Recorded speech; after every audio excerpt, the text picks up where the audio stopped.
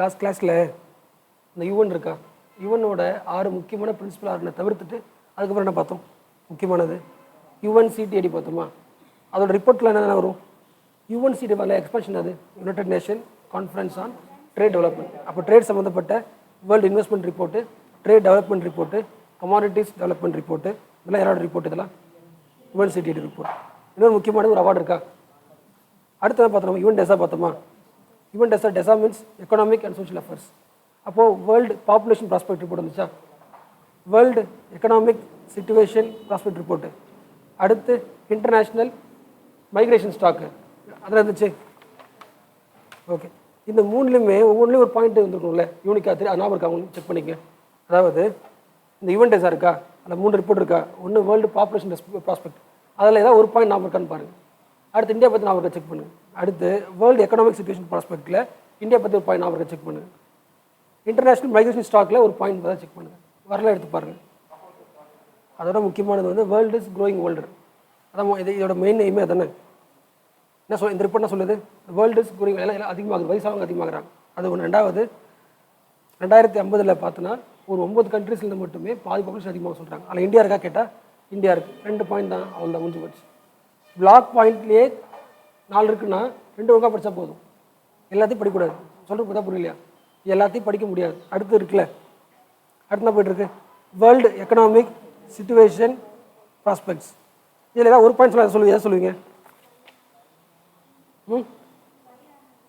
அது ஒன்று. வேறு அடுத்து இந்தியா வேர்ல்டு ஜிடிபி குறைஞ்சிருக்கு, அதான் முக்கியமானது. 4.3% இருக்குது, குறைஞ்சிருக்கு. டெவலப்டு கண்ட்ரீஸுக்கு பயங்கர பாதிப்பு, லீஸ்ட் டெவலப்டுக்கு லீஸ்ட் பாதிப்பு தான். எதாவது பாயிண்ட் தான். அடுத்து இன்டர்நேஷ்னல் மைக்ரேஷன் ஸ்டாக்கில் ஒரு பாயிண்ட் சொல்லணும்னா என்ன சொல்லலாம்? எந்த கான்டினென்ட்டில் அதிகமான மைக்ரேஷன் வராங்க பார்த்தா எதில் வராங்க? யூரோப்பில். அவ்வளோ தான். எல்லா இண்டெக்ஸ்லையும் ஒரு லைன் படித்தா போதும். இந்த 3மே யார் தர ரிப்போர்ட்? இது எல்லாமே யுஎன் டெசா ரிப்போர்ட். ஓகே, இப்போ யுஎன் டெசா ரிப்போர்ட்டா? அப்போ யுஎன் டெசா பற்றி ஒரு 3 பிளாக் வார்த்தை சொல்லணும்னா என்ன வார்த்தை சொல்லணும்? ட்ரை பண்ணி பார்க்கலாம். 3 பிளாக் பாயிண்ட்ஸ். 2 பாயிண்ட். ஒன்று, UN DESA is the part of UN secretariat. அப்படின்னா இதுவும் டெய்லி ஒர்க் பண்ணும், ஃபஸ்ட் பாயிண்ட். ரெண்டாவது, அப்போ டெய்லி ஒர்க் பண்ணுறதுனா என்ன ஒர்க் பண்ணும்? எல்லா சம்மிட்டு சர்வீஸ் எல்லாத்தையுமே தானே ரெஸ்பான்சிபிலிட்டி கிடைக்கும். Last point, responsible for all major event summits. இன்னொரு முக்கியமான பாயிண்ட் வந்து member of United Nation Development Group. என்ன குரூப்? டெவலப்மெண்ட் என்ன அர்த்தம்? படிச்சு ஞாபகம் இருக்கா? இதெல்லாம் டெவலப்மெண்ட்டு.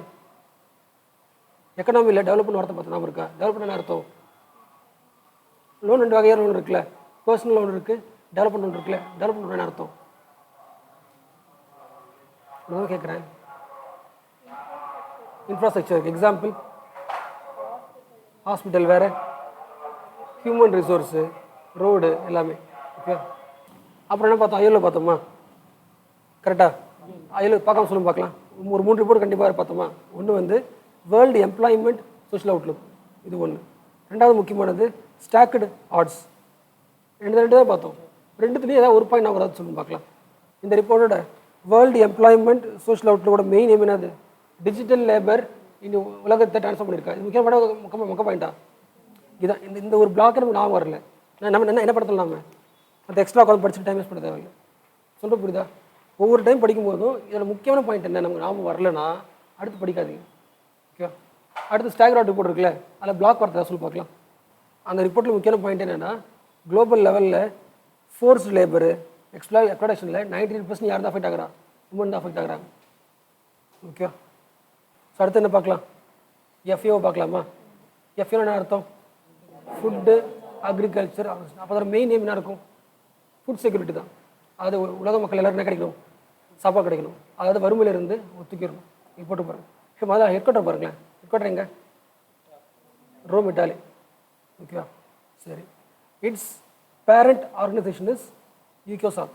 அது கீழே தான் இருக்குது. ஓகேவா?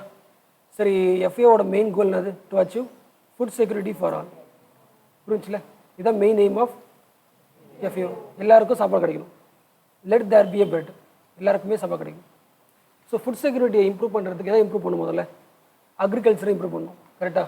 ஃபாரஸ்ட் அழியாமல் பார்த்துக்கணும். ஃபிஷரிஸ் ப்ராக்டிஸை இம்ப்ரூவ் பண்ணணும். நியூட்ரிஷன் லெவலில் இம்ப்ரூவ் பண்ணணும். இதனால் அப்போ தானே எல்லாருக்கும் கிடைக்கும், ஃபுட் கிடைக்கும்.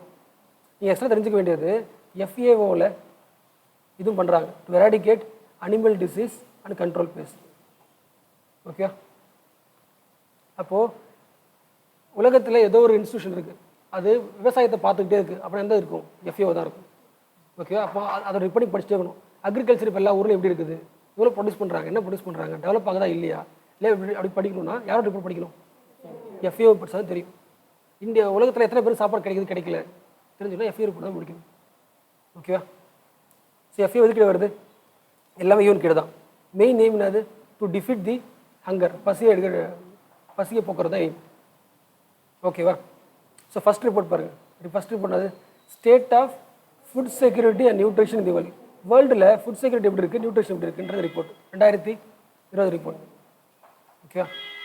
என்ன சொல்கிறாங்கன்னா 2018 விட 2019 ஹங்கரி அதிகமாக சொல்கிறாங்க. Almost 690 million people were undernourished by 10 million. Last time 10 million கம்மியாக இருந்துச்சு, இப்போ 10 மில்லியன் இருக்குது, அதிகமாக இருக்குது. அடுத்த வருஷம் கோவிட் வந்திருக்கா, இன்னும் அதிகமாக சொல்கிறாங்க, இன்னமும் அதிகமாக. ஓகே, குளோபல் லெவலில் ஹங்கரி ஸ்டேட்டஸ் அதிகமாக இருக்கேட்டா அதிகமாக இருக்குது. அடுத்த வருஷம் அதிகமாக கேட்டால் அதிகமாகும். ஆனால் இந்தியாவில் பார்த்தீங்கன்னா கொஞ்சம் சொல்கிறாங்க, the number of undernourished people declined by 60 million over decade. கடைசி 10 வருஷத்தில் இந்தியாவில் அண்டர் நரிஷ்மெண்ட் என்ன இருக்குது, குறைஞ்சிருக்கு. அதாவது நியூட்ரிஷன் இல்லாத ஆட்கள் குறைஞ்சிருக்காங்க சொல்கிறாங்க. மீனிங் புரிஞ்சா? அப்படின்னு அர்த்தம் நிறைய பேர் எப்படி இருக்காங்க, நல்லா இருக்காங்க, ஹெல்த்தாக இருக்கான்னு அர்த்தம். இங்கே போட்டுருக்கு பாருங்க. இன் டேர்ம்ஸ் ஆஃப் பர்சன்டேஜ் ஏற்கனவே எவ்வளோ வந்தோம்? ஒரு 100 பேரில் 21 பேர் எப்படி இருப்பாங்க, அண்டர் நரிஷாக இருப்பாங்க. இப்போது 14 பேர் தான் குறைஞ்சிருக்காங்க 100ல். அப்போ 100 கோடியில் 14 கோடி எப்படி இருக்காங்க, இப்போது அண்டர் நரிஷாக இருக்காங்க. இல்லை எப்படி இருந்தாங்க, 21 கோடி இருந்தாங்க. புரியுதா? அண்டர் நரிஷாக புரியுதுல்ல? அதே மாதிரி இதில் முக்கியமாக இந்த ரிப்போர்ட் பேர் என்ன? Food security nutrition. So as usual 2 பேரும் தெரிஞ்சுக்கணும். வேர்ல்டு லெவலில் எப்படி இருக்காங்க, என்ன ஆகுது, அதிகமாகுதா? அது ஆனால் இந்தியாவில் 10 டிகிரி ஆகிட்டே இருக்கும். எக்ஸாம்பிள் ஸ்டண்டிங் இருக்குல்ல, ஸ்டண்டிங் என்ன அர்த்தம்? 5 வயசில் அவனோட க்ரோத் எப்படின்னு பார்ப்பாங்களே, அதுலேயும் இம்ப்ரூவ் ஆயிருக்கான்னு சொல்கிறாங்க. இப்போ 2012 100ல் 47 பேர் இருப்பாங்க, ஸ்டண்டிங்காக இருப்பாங்க. இப்போ என்ன இருக்குது, 34 ஆயிருக்கு, குறைஞ்சிருக்கு. ஆனால் ஒன்று அதிகமாக இருக்குது. என்ன அதிகமாக இருக்குது? ஒபிசிட்டி அமாங் அடல்ட்ஸ், குண்டாயிட்டு இருக்காங்க. யார்? இந்தியாவில். இதான் ரிப்போர்ட் ஆஃப் யாரோட ரிப்போர்ட்டு? 2 பாயிண்டா? இந்தியாவில் பார்த்தோன்னா எல்லாமே டிக்ளைன் ஆகிட்டே இருக்குது. எல்லாமே ஹங்க்ரி, அண்டர் நரிஷ்மெண்ட், இன்னொன்று ஸ்டண்ட் க்ரோத் எல்லாம் குறைஞ்சிட்டே இருக்குது. பாசிட்டிவ் நெகட்டிவ், அது பாசிட்டிவ். அதே மாதிரி ஒபிசிட்டி அதிகமாக இருக்குது, நெகட்டிவ். ஆனால் வேர்ல்டு லெவலில் பார்த்தா ஹங்க்ரி என்ன ஆகிட்டு இருக்குது, அதிகமாகிட்டு இருக்குது. கோவிட் டைமில் இன்னும் என்ன ஆக போகுது? ஆனால் அந்த நம்பர்லாம் முக்கியம் கிடையாது, ஐடியா முக்கியம். இந்த ரிப்போர்ட் பேர் என்னது? ஓகே. ஸோ உலகத்தில் ஃபுட் செக்யூரிட்டி எப்படி இருக்குது, நியூட்ரிஷன் எப்படி இருக்குது, என்ன நியூட்ரிஷன் தேவை, எது இல்லை அப்படின்னு செக் பண்ணி இந்த ரிப்போர்ட் தான் படிக்கணும். ஓகே, நம்ம யாரோட ரிப்போர்ட்லாம் பார்த்துட்டு வரோம்? எஃப்ஏஓனா அக்ரிகல்ச்சரா? அப்போ ஃபுட்டை பற்றி ரிப்போர்ட் இருக்கும், அக்ரிகல்ச்சர் பற்றி இருக்கும், ஃபாரஸ்ட்டை பற்றி இருக்கும், பாயிண்ட் படுத்தல இது எல்லாமே. ஓகே, எல்லா ஃபிஷ்லாம் பற்றி இருக்கும். அடுத்து பார்க்க போகிறது குளோபல் ஃபாரஸ்ட் ரிசோர்ஸ் அசஸ்மெண்ட். ஓகேவா? முக்கியமான பாயிண்ட் என்னென்னா, இது 5 வருஷத்துக்கு தான் வரும். போட்டிருப்பாரு எவ்ரி 5 இயர் போட்டிருக்கா மக்களே? ஓகே. அடுத்து தெரிஞ்சுக்க வேண்டியது, உலகத்தில் டோட்டல் ஃபாரஸ்ட் ஏரியா எவ்வளோ பார்த்து பார்க்கலாம். 4.6 மில்லியன்.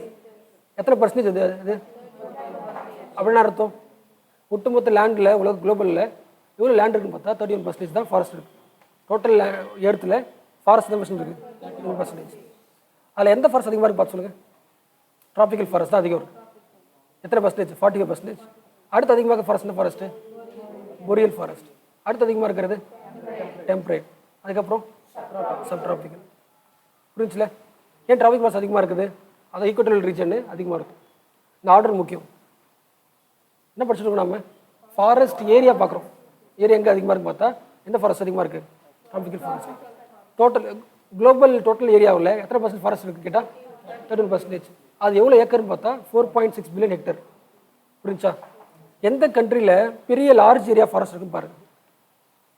5 கண்ட்ரிஸ், டாப் 5 கண்ட்ரிஸ் பார்த்து சொல்லுங்களேன். Russia, Brazil, Canada, USA, China. நம்ம கண்ட்ரியோட சைஸை வச்சு பார்ப்போம், தெரியும் இருக்கா? அதே ரேங்க் தான். அதாவது உலகத்தில் எந்த கண்ட்ரி பெருசுன்னு பார்த்தா ஃபஸ்ட்டு ரஷ்யா சொல்லுவோம், அடுத்து கனடா சொல்லுவோம், அடுத்து யூஎஸ்ஏ சொல்லுவோம், 4வது சைனா சொல்லுவோம், பிரேசில் 5வது சொல்லுவோம். என்ன சொல்கிற புரியுதா? எந்த கண்ட்ரி சைஸில் பெருசுன்னு பார்த்தா இது ஃபஸ்ட்டு வரும். Russia, Canada, USA, China, Brazil. இப்போ இது என்னது ஃபாரஸ்ட்டில் பார்க்குறோம். ஃபாரஸ்ட்டில் பார்க்க இது ஃபஸ்ட் வந்துடுது, செகண்ட் வந்துடுது, பிரேசில் நடுவில் வந்துடுது. காரணம் என்னன்னா பிரேசில் எங்கே இருக்குது? ஈக்குவட்டில் இருக்குது. எங்கே இருக்குது? இப்போ கண்டிப்பாக அதில் நிறைய இருக்கும், ஃபாரஸ்ட் இருக்கும். புரிஞ்சா?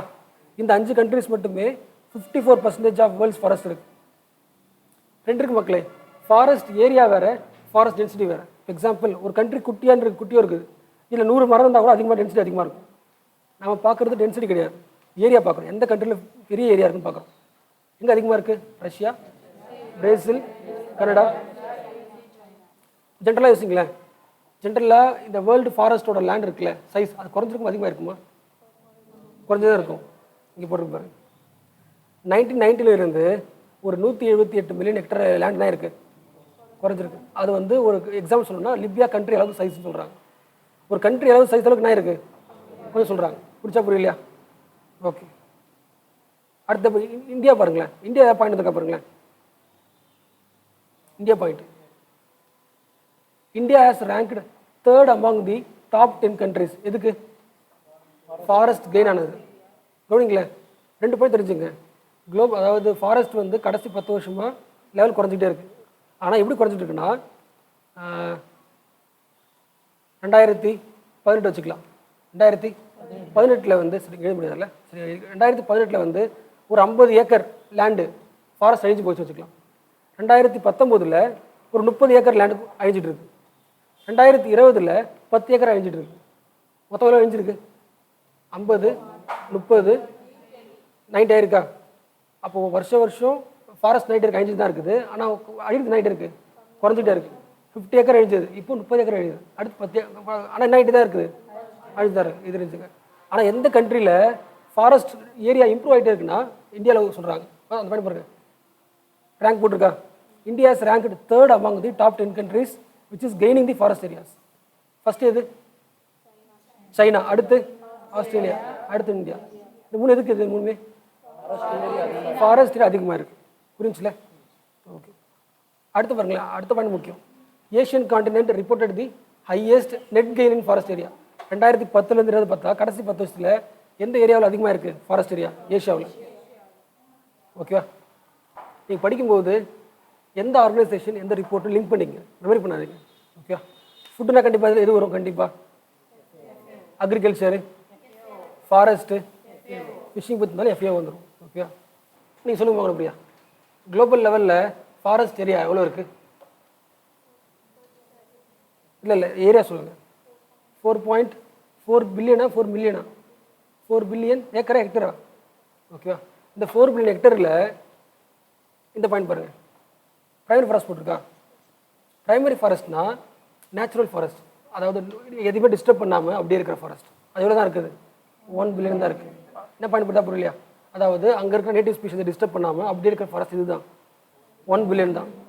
த primary forest are the forest composed of native species in which there are no clearly visible indication of human activities. Human activities நடக்காமல் இன்னும் அப்படியே இயற்கையாகவே இருக்கிறது அது 1 பில்லியன் தான். அப்போ மிச்சம் இருக்க 3 பில்லியன்லுமே யார் ஹியூமன் ஆக்டிவிட்டிஸ் நடந்தா இருக்குது? ஃபாரஸ்ட்டாக இருக்குது, ஹியூமன் ஆக்டிவிட்டிஸ் நடந்துருக்கு. நான் வச்சுக்கேன். ஓகே, இங்கே என்ன போட்டிருக்கு? More then 2 billion hectares of forest has manager plans. அதான் 1 பில்லியன் வந்து ஒர்க் ஆகிட்டு இருக்கு. சரி, ஃப்ரீயாக இருக்குது. இன்னும் 2 பில்லியன் பண்ணுறாங்க, பிளான் நடந்துட்டு இருக்கு. இதை பாருங்களேன், world state of forest report. World சொல்லிட்டாங்க, ஃபாரஸ்ட் சொல்லிட்டாங்க. யார் கண்டிப்பாக இருப்பா? எஃப்ஏஓ தான் இருப்பாங்க. ஓகேவா? அடுத்து இங்கே பாருங்க, இங்கே போட்டு ஃபுட் லாஸ் வந்திருக்கா. International day for awareness of food loss and wastage. என்ன டேட்டு? 29 செப்டம்பர். ஓகே. எய்ம் என்னன்னா, இங்கே ஃபுட் லாஸ் மீன்ஸ் 2 லாஸ் வரும். நம்ம சாப்பிடுவோம்ல, வேஸ்ட் பண்ணுவோம்ல, அது வேஸ்டேஜ் வச்சுக்கலாம். ஃபுட் லாஸ்னால் என்ன அர்த்தம்னா, அந்த ஹார்வெஸ்ட் பண்ணுறாங்களே, அதில் எடுத்து போய் விற்கிறாங்களே, நடுவில் இருக்கிற லாஸ். இங்கே போட்டுருப்பாரு. Globally around 14% of the food produced is lost between the harvest and retail. கடைக்கு போகிறதுக்கு நடுவிலேயே ஒரு 100 மூட்டைனா 14 மூட்டை ஆகிடுது, வேஸ்ட்டாக போய்ட்டு சொல்கிறாங்க. அது ஒன்று. அடுத்து நீ சாப்பிடுவோம்ல, சாப்பிடும்போது என்ன ஆகுது? வேஸ்ட் ஆகுது. ஓகேவா? அப்போ அது சாப்பாடு வேஸ்ட் சொல்ல முடியாது. என்ன, நம்ம ஊரோட வாட்டர் வேஸ்ட் ஆகுதுன்னு சொல்லலாம், லேண்டு, எனர்ஜி, லேபர், கேபிட்டல். அப்போது ஒரு 100 ரூபாய் செலவு பண்ணுறேன்னா அதில் 14 ரூபாய் என்ன ஆகுது? வேஸ்ட் ஆகுதுன்னு சொல்கிறாங்க. ஓகே, என்ன ரிப்போர்ட் இது? So okay, international day for awareness of food loss. என்னைக்கு இது ஏன் முக்கியம்னா, இது ஃபஸ்ட்டு நினைக்கிறேன். இப்போ பாருங்க, 2020 வேர்ல்டு செலிப்ரேட் ஃபஸ்ட் எவர்னு போடுறாங்க. First time international day for awareness of food loss. இப்போ 2020 அதனால் இந்த வருஷம் எக்ஸாம் வரலாம். சொல்ல போதில்ல, பெண்கள் தினம் இருக்கா, அது இப்போ தான் கொண்டாடுற மாதிரி இப்படி தான் கொண்டாட்டு இருக்குமா? ஆனால் அந்த மாதிரி ஃபுட் லாஸ் டே, வேஸ்ட் டே அப்படின்றது எப்போ கொண்டாடுறோம்? 2020 தான் கொண்டாடுறோம். ஃபஸ்ட் டைம் இப்போ தான் கொண்டாடுறாங்க. என்னைக்கு? செப்டம்பர். இப்போ அடுத்து இப்போ வந்தால் செகண்டில் கொண்டாடுவாங்க. ஓகே, அந்த ஃபுட் லாஸ் ஆகுது இல்லை, அந்த ஃபுட் லாஸ் பேஸ் பண்ணி என்ன உருவாக்குறாங்கன்னா இண்டெக்ஸ் உருவாக்குறாங்க. இதை உருவாக்குறாங்க. ஏற்கனவே இண்டெக்ஸ் பார்த்தா ஞாபகம் இருக்கா சார்? அந்த எஸ்டிஜி 8 பாயிண்ட் அலையன்ஸு அலையன்ஸ் பாப்பா, சொல்லுங்க பாப்பா. 8.7 தானே அலையன்ஸ். எதுக்கான அலையன்ஸ் இது? அந்த அலையன்ஸ்னு பார்த்துட்டா அது யாருக்கு அலையன்ஸ் பார்த்தா ஞாபகம் வந்துடும். யாரோட அலையன்ஸ் பார்த்தீங்க? லேபருக்கு அலையன்ஸ் இல்லை, ஐஎல்ஓனா அப்போ லேபர் சம்மந்தப்பட்டு தான் இருக்கும், சைல்டு லேபர் தான் இருக்கும். புரிஞ்சுல? உங்களுக்கு 8 ஞாபகம் வரலாம் கூட அந்த அலையன்ஸ் யாரோட ஞாபகம் இருந்துச்சுன்னா ஆன்சர் ஞாபகம் வந்துடும். ஓகே, அதே மாதிரி எஸ்டிஜி 12.3 சம்மந்தப்பட்ட ஒரு இண்டெக்ஸை வந்து ரெடி பண்ணுறாங்க. யாரு? FAO. FAO has created the food loss index. The main aim என்னது? ஒரு சப்ளை செயினில் ஃபுட் எவ்வளோ லாஸ் ஆகுதுன்னு கண்டுபிடிக்கிறது. அது நம்ம அது முக்கியம் கிடையாது. எஸ்டிஜி 12 என்னது? என்ஷூர் தி சஸ்டைனபிள் கன்சம்ஷன் ப்ரொடக்ஷன் பேட்டர்ன்ஸ். நம்ம சாப்பிட்ற சாப்பாடு எப்படி இருக்கணும்? சஸ்டைனபிளாக இருக்கணும். 12.3 என்னது? 12.3 என்னது? ஃபுட் வேஸ்டேஜை பாதியாக குறைக்கணும். எந்த வருஷத்துக்குள்ளே? 2030க்குள்ளே. ஓகேவா? ஸோ 12.3 வந்துடாதீங்க. ஃபுட் வேஸ்டேஜை பாதியாக குறைக்கணும் 2030க்குள்ளே. அப்போ அதுக்கு ஒரு இண்டெக்ஸ் வந்துருக்கு. குறைச்சிருக்கோமா இல்லை செக் பண்ணுறதுக்கு என்ன இண்டெக்ஸ்? Food loss. கண்டிப்பாக யார் தான் பண்ணியிருப்பாங்க? FAO தான் பண்ணியிருப்பாங்க. ஸோ எஸ்டிஜி 12 எந்த ஆர்கனைசேஷன்? FAO. 8 லேபர் நான் வச்சுக்கோங்க. அடுத்து வந்து வேர்ல்டு ஃபுட் டே என்னைக்கு? 16 அக்டோபர். இது யாருக்காகன்னு பார்த்துங்க. த இயர் 2020 யாருக்காக கிடையாது. 2020 mark the 75th anniversary of founding of FAO. இது நான் வச்சுக்கோங்க, நல்லா கேட்பாங்க பார்த்துங்க. 2013 தீம் பார்த்துங்க. Grow, nourish, sustain together. Our actions are our future. Okay, என்னைக்கு? 16th October. ஓகே, அடுத்த வேர்ல்டு சாயில் டே என்னைக்கு? 5th December. ஏன் அன்னைக்குன்னா இவர் இருக்காரு பாருங்க, இவரோட பர்த்டே. HM கிங் பூமிபால், தாய்லாண்டோட ராஜா. இவர் என்ன பண்ணாருன்னா சாயில் கன்சர்வேஷனுக்கு நிறைய மெத்தட் உருவாக்குனார் அவங்க ஊரில். அதனால் அவர் பர்த்டேவை செலிப்ரேட் பண்ணுறாங்க. என்னவா? சாயில் டேவா? எந்த December? 5th December. Theme stop soil erosion, save our future. அடுத்து லாஸ்ட் முக்கியமான UN committee on world food security. அது ஏன் என்ன இருக்கும்? எப்படி வந்து ஃபுட் செக்யூரிட்டி எல்லாருக்கும் தரணும், அதுக்கான ஒரு கமிட்டி. ஓகே, அதில் FAO இருக்குன்னு பார்த்துங்க. The UN Committee on World Food Security has endorsed the first ever voluntary guidelines on food system and nutrition meant to end hunger. அடுத்து பார்க்கலாமா? அடுத்து பார்க்க போகிறது யூனிசெஃபா. இப்போ சில்ட்ரன் பற்றி எல்லாம் வந்துடும். சில்ட்ரனும் வரும், உமனை பற்றி வந்துடும். ஓகேவா? United nation international children emergency fund. Okay, இது வந்து ஃபஸ்ட்டு வச்ச பேர் நினைக்கிறேன். இப்போ தான் இப்படி மாறிடுச்சு நினைக்கிறேன். ஒரு பேர் இருக்குமே, இதுக்கு 2 பேர் இருக்கும். 1950s ஒரு பேர் இருக்கும். இப்போ தான் UNICEFன்னு சொல்லுவாங்க. இங்கே போட்டு பார்த்தீங்களா? அந்த ஒரு யுனைடெட் நேஷன் சில்ட்ரன்ஸ் ஃபண்டுன்றது இப்போ இருக்கிற பேர். அந்த டைமில் பேர் வந்து United nation international children emergency fund தான் பேர். அதாவது வேர்ல்டு வார் டைம் இருந்துச்சுல, வேர்ல்டு வார் டைமில் எமர்ஜென்சியாக குழந்தைகளுக்கும் பெண்களுக்கும் சாப்பாடு தரணும், அவங்கள பார்த்துக்கணும், அதுக்காக உருவாக்குற ஃபண்டு தான் இது. பெர்மனெண்ட்டாக ஃபண்டாக மாறிடுச்சு. அப்போ எமர்ஜென்சியாக ஃபண்டு உருவாச்சு. இப்போ என்னாச்சு? லாங் டேர்மாக ஆகிடுச்சு. ஓகே, அப்போ ஷார்ட் டேர்ம், இப்போ long term. Okay, head quarter எங்கே இருக்குது? நியூயார்க் தான். ஓகே, என்ன படிச்சுட்டு இருக்கோம் நாம? ஓகே, யூனிசெஃபோட முக்கியமான ரிப்போர்ட் இது. ரிப்போர்ட் பேர் வந்து ஸ்டேட் ஆஃப் வேர்ல்ட்ஸ் சில்ட்ரன். என்ன அர்த்தம்? என்ன அர்த்தம் இதுக்கு? State of world's children. ஆமாம், ஒரு சில்ட்ரன் இருக்கானா அவனோட ஸ்டேட் ஆஃப் மைண்ட் இருக்குல்ல, அதை அஃபெக்ட் பண்ணுற ட்ரெண்ட்ஸ்லாம் எது எதுன்னு பார்க்குறதுக்கான report. It is the most comprehensive analysis of global trends affecting children. என்னென்ன ட்ரெண்டில் அஃபெக்ட் பண்ணுது? ஃபார் எக்ஸாம்பிள் இப்போ ஆன்லைன் கிளாஸ் அஃபெக்ட் பண்ணுது, கரெக்டாக அதை பற்றி போட்டிருப்பாங்க. முக்கியமானது எல்லாமே. Okay, it is annual report. இது வரைக்கும் பார்த்ததில் 5 வருஷத்துல அந்த ரிப்போர்ட். இது 5 வருஷத்துக்கு ரிப்போர்ட்டு. இப்போ பார்த்ததில் 5 இயர்ஸ்க்கு ஒரு ரிப்போர்ட் வந்துச்சு, என்னன்னு சொல்லுங்கள். ஏன் சொல்ல மாட்டேங்கிறீங்க? அடுத்து பார்க்குறதுக்கு ஒரு குட்டி ரிவிஷன் நீங்கள் சொல்லுங்கள். அதாவது யுஎன்சிடிஐடி பார்த்தோமா, அது நிறைய ரிப்போர்ட் ரெடி பண்ணிச்சு. World investment report, trade and development report, அதெல்லாம் கேட்கல. ஒவ்வொரு ரிப்போர்ட்லேயும் ஒரு பாயிண்ட் சொல்லுங்கள். வேர்ல்டு இன்வெஸ்ட்மெண்ட் ரிப்போர்ட்டில் ஒரு பாயிண்ட், பிளாக்கில் ஒரு பாயிண்ட். இப்போ நீ பிரியா சொல்லுவாங்க பாருங்க, நீங்கள் சொல்லுங்க பிரியா. இது பிரியா சொல்லுவாங்க பாரு, வெயிட் பண்ணுங்க சொல்லுங்கள். ஸோ முக்கிய பாயிண்ட் என்னது? 2 கண்ட்ரி மட்டும் எஃப்டியில் அதிகமாக இருக்குது, இந்தியாவும். ஓகே, அடுத்த ரிப்போர்ட்டாக சொன்னேன் நான், ட்ரேட் டெவலப்மெண்ட் ரிப்போர்ட். அதில் ஒரு பாயிண்ட் சொல்லுங்க பார்க்க சொல்லுங்கள்.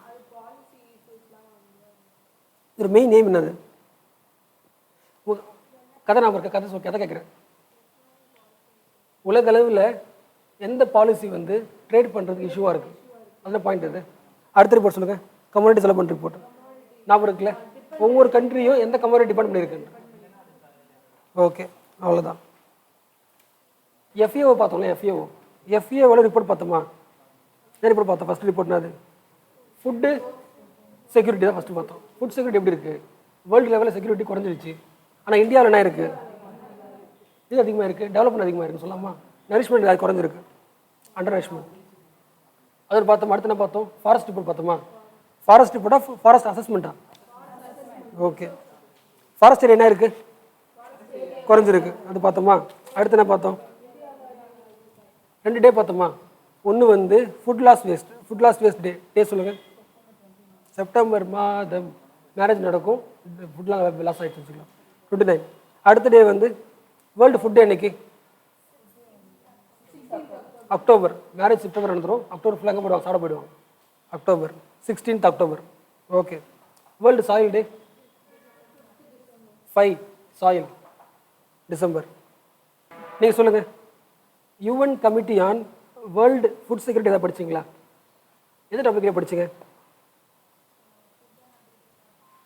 அதில் என்ன பாயிண்ட்? ஏதாவது ஒரு பாயிண்ட் சொல்லுங்க பார்க்கலாம்.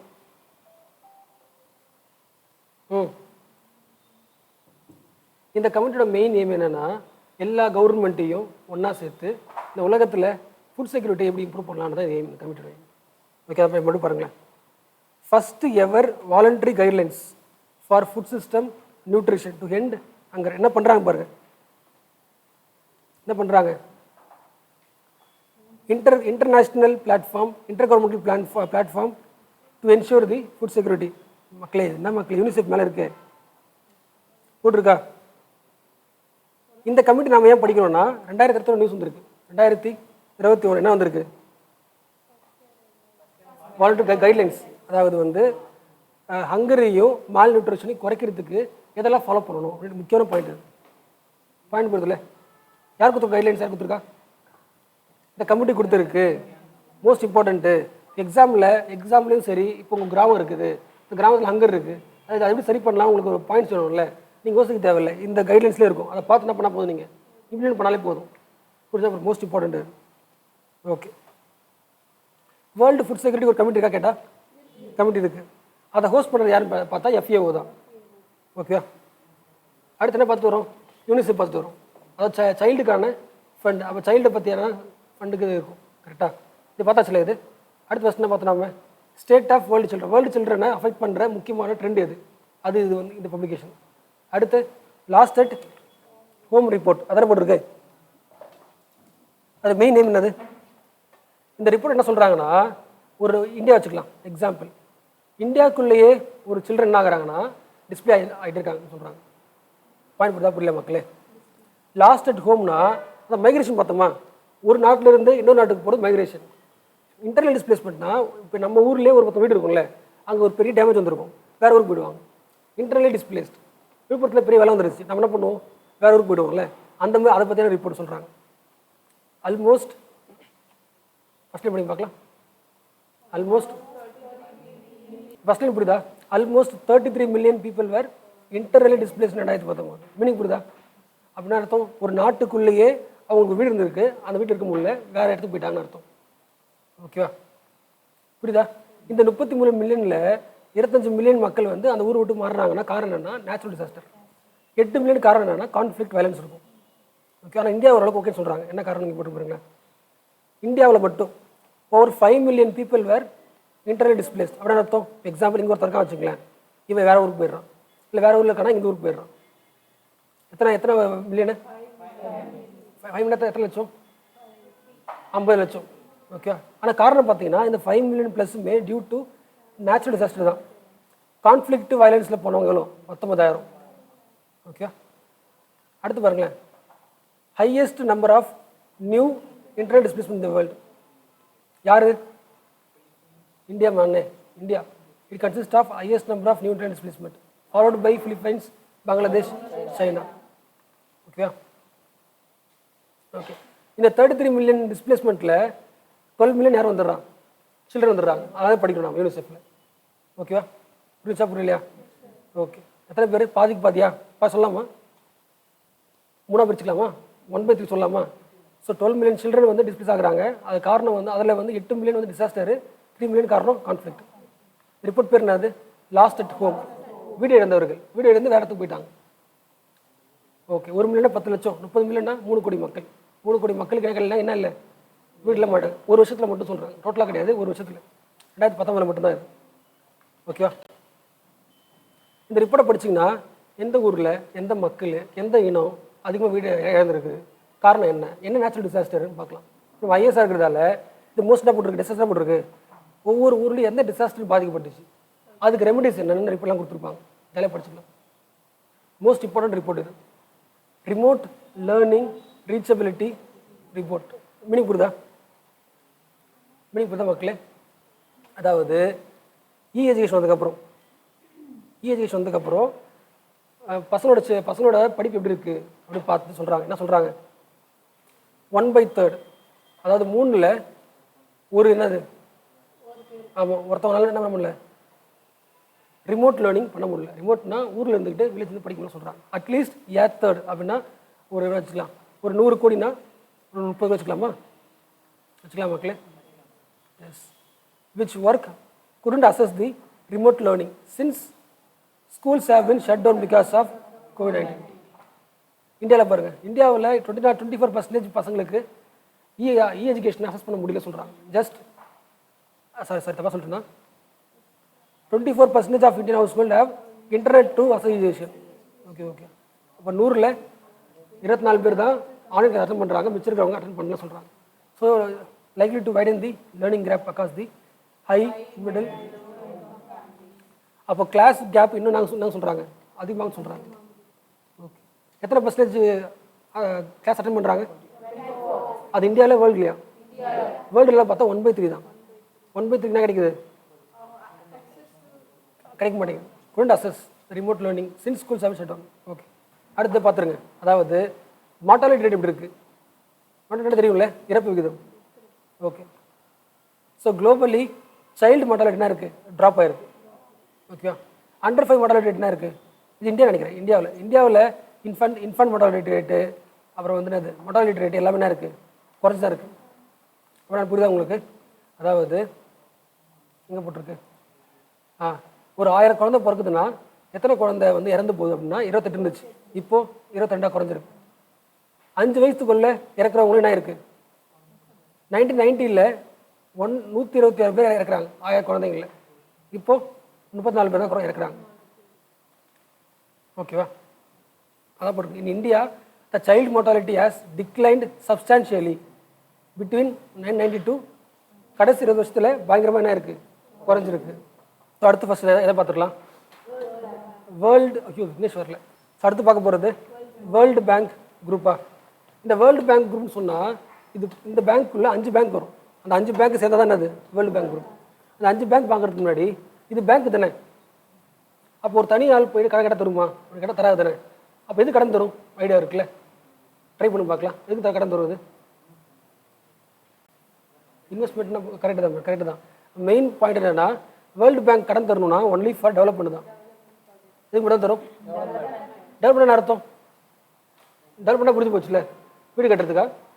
அது பர்சனல் லோன். டெவலப்மெண்ட் அர்த்தம் ரோடு, ஹெல்த்து, வேறு பாவர்ட்டிஸ் அபாலிஷ் பண்ணுறதுக்கு, வேறு சொல்லி பார்க்கலாம். ஹெல்த்து, ஸ்கூலு, வேறு அப்புறம் hospital, health hospital, food, poverty, projects.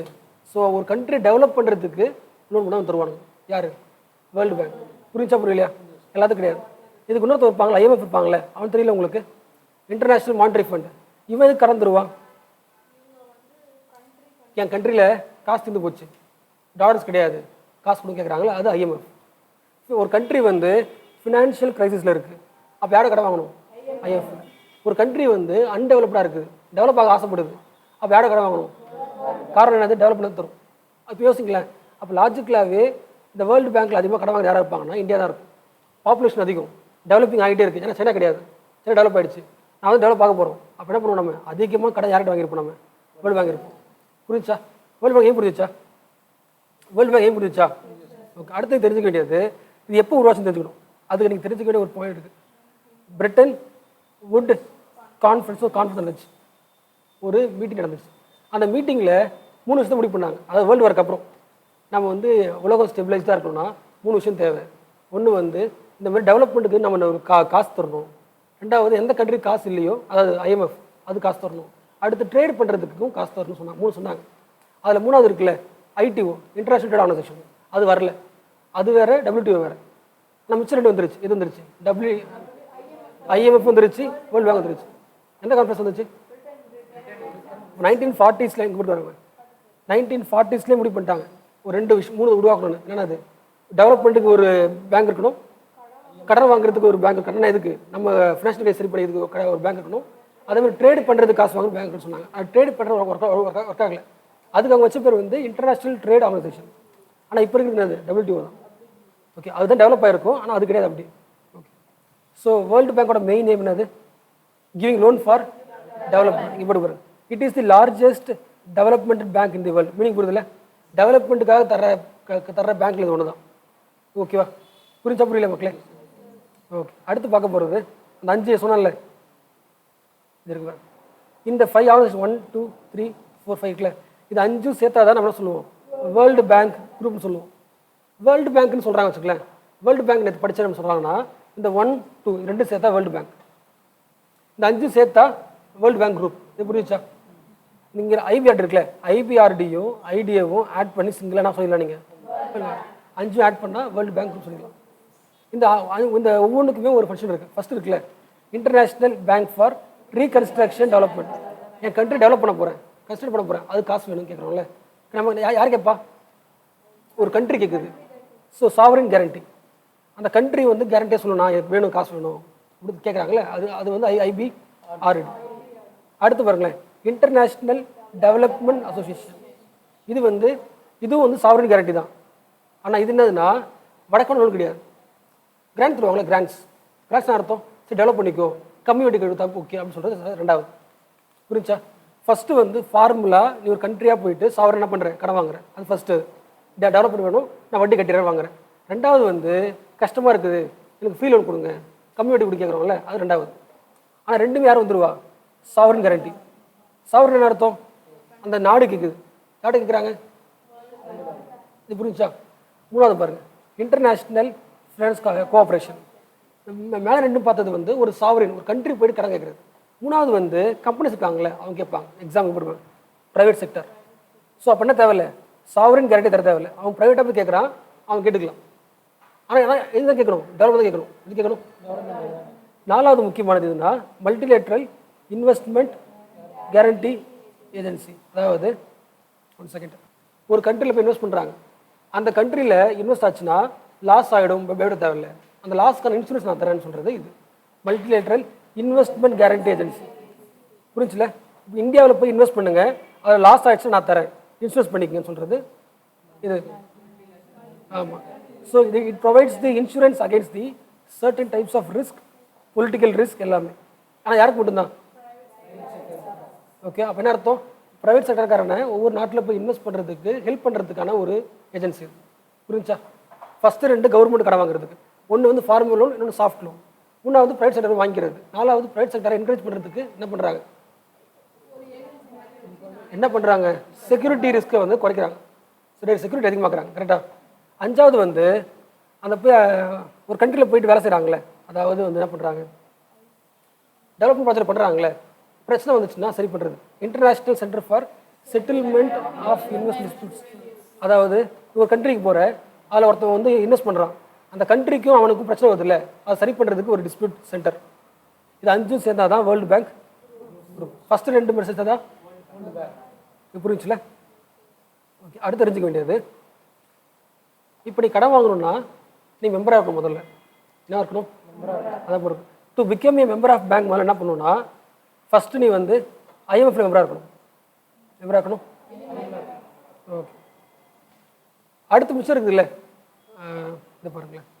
How to be member in world bank. World bank பார்க்குறோம், ஐஎம்எஃப் பார்க்கல. ஐஎம்எஃபோட மெயின் நேம் என்னது?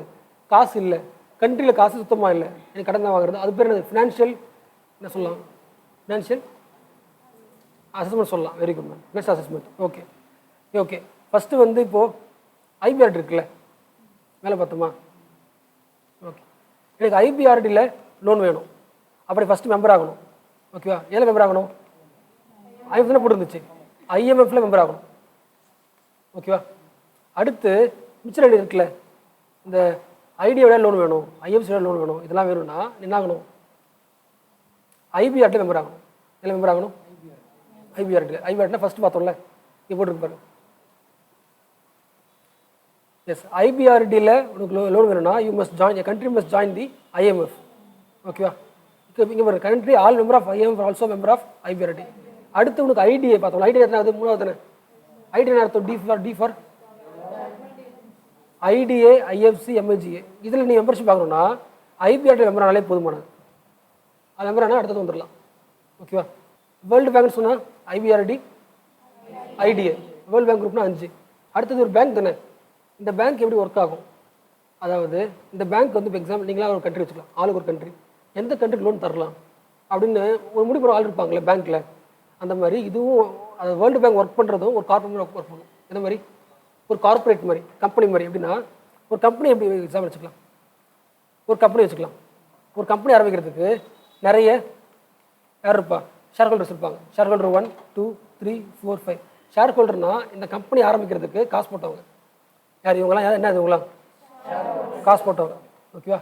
அப்போ இவங்க காசு போட்டாங்களே, இவங்களோட காசை வந்து ஒழுங்காக சேஃப்கார்ட் பண்ணிக்கணும் அப்படின்னு சொல்கிறதுக்காக இவங்களோட காசை மேனேஜ் பண்ணுறதுக்கு போர்ட் ஆஃப் கவர்னர்ஸ் இருப்பாங்க.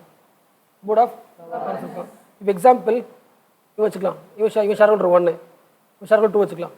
இவன் 40% இன்வெஸ்ட் பண்ணியிருக்கான் இந்த கம்பெனியில். எவ்வளோ இன்வெஸ்ட் பண்ணியிருக்கான்? 100 கோடி இல்லை 40 கோடி கொடுத்துருக்கான் வச்சுக்கலாம். இவன் இருக்கான் இல்லை 10 கோடி கொடுத்துருக்கான். இவன் 1 கோடி கொடுத்துருக்கான். யாரோட வாய்ஸ் அதிகமாக கேட்கும்? கரெக்டாக அவன் காசு அதிகமாக கொடுத்துருக்கான். அப்போ என்ன பண்ண வந்தால் சொல்லுவோம். புரிஞ்சா? சேம் தான் வேர்ல்டு பேங்க்லையும். வேர்ல்டு பேங்க்லையும் காசு கடன் தராங்கன்னா காசு நம்ம நிறைய பேர் காசு கொடுத்துருப்பாங்க. அதில் யார் அதிகமாக காசு கொடுத்தாங்களோ அவன் தான் ஷேர் அதிகமாக கொடுத்துன்னு அர்த்தம். அப்போ அவனோட வாய்ஸ் என்ன இருக்கும்? வெயிட்டேஜ் அதிகமாக இருக்குன்னு அர்த்தம். புரிஞ்சா? அவன் சொல்லலாம் இது காசு கொடுக்குன்னு சொல்லலாம். அதே மாதிரி யார் இருப்பா? போர்ட் ஆஃப் கவர்னர்ஸ் இருப்பாங்க. அவனோட எய்ம் என்னது? வந்த காசு எல்லாத்தையுமே மேனேஜ் பண்ணி தர்றது. அதே மாதிரி யார் இருப்பா? டெய்லி வேலை செய்கிறதுக்கு எக்ஸிக்யூட்டிவ் ஆஃபீஸர்ஸ் இருப்பாங்க. ஓகேவா? பாயிண்ட் புரியுதுல? ஸ்டோரி முக்கியம். வேர்ல்டு பேங்க் பார்க்க ஸ்ட்ரக்சர் எப்படி இருக்கும்னா வழக்கமான கார்பரேட் கம்பெனி எப்படி இருக்குமோ அதே மாதிரி தான் இருக்கும். இங்கே போட்டுப்பாங்க பாருங்க.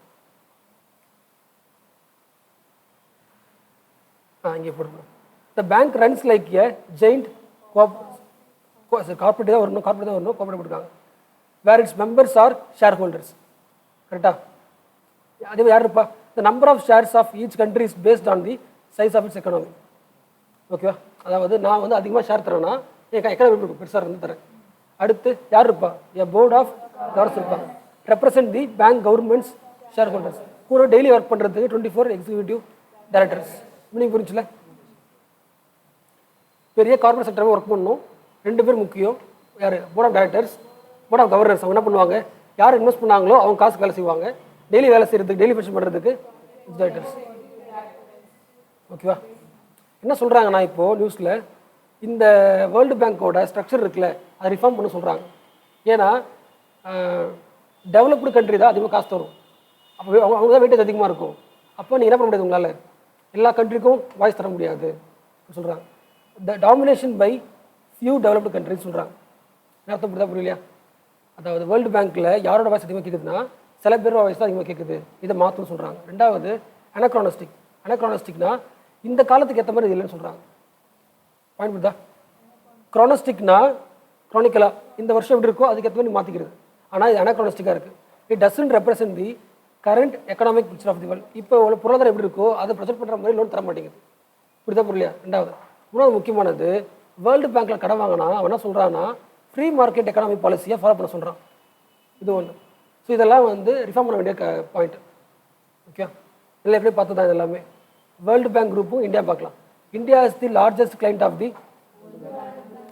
அதே மாதிரி அந்த அஞ்சு பார்த்தோம்ல, 5 குரூப்பில் 5 ஆர்கனைசேஷன் பார்த்தோம்ல, அதில் 4 இந்தியா மெம்பராக இருக்குது. கடைசி ஒன்று டிஸ்பியூட்ஸ் இருக்குல்ல, அதில் மெம்பராக கிடையாது. India is member of 4/5 organ தான். ஓகேவா?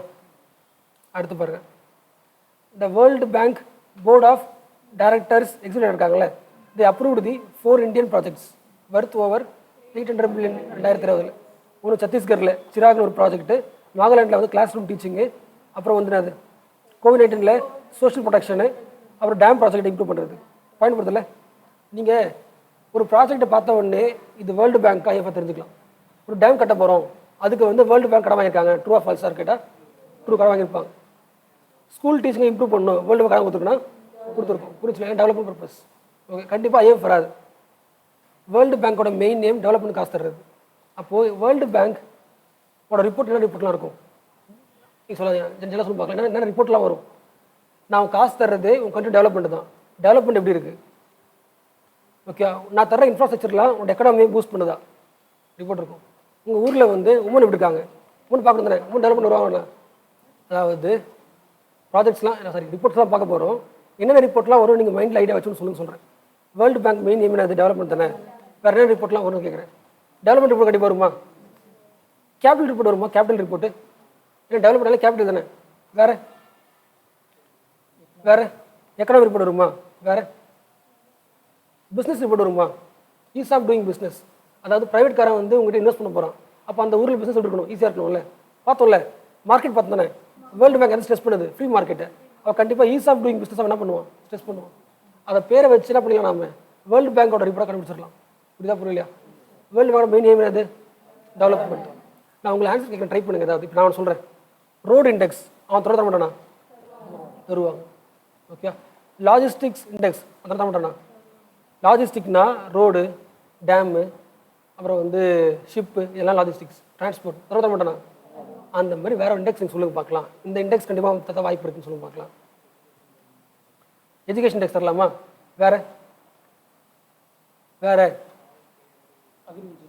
பவர் டேட்டா அக்ரிகல்ச்சர் தரலாமா? அக்ரிகல்ச்சர் தரலாம்.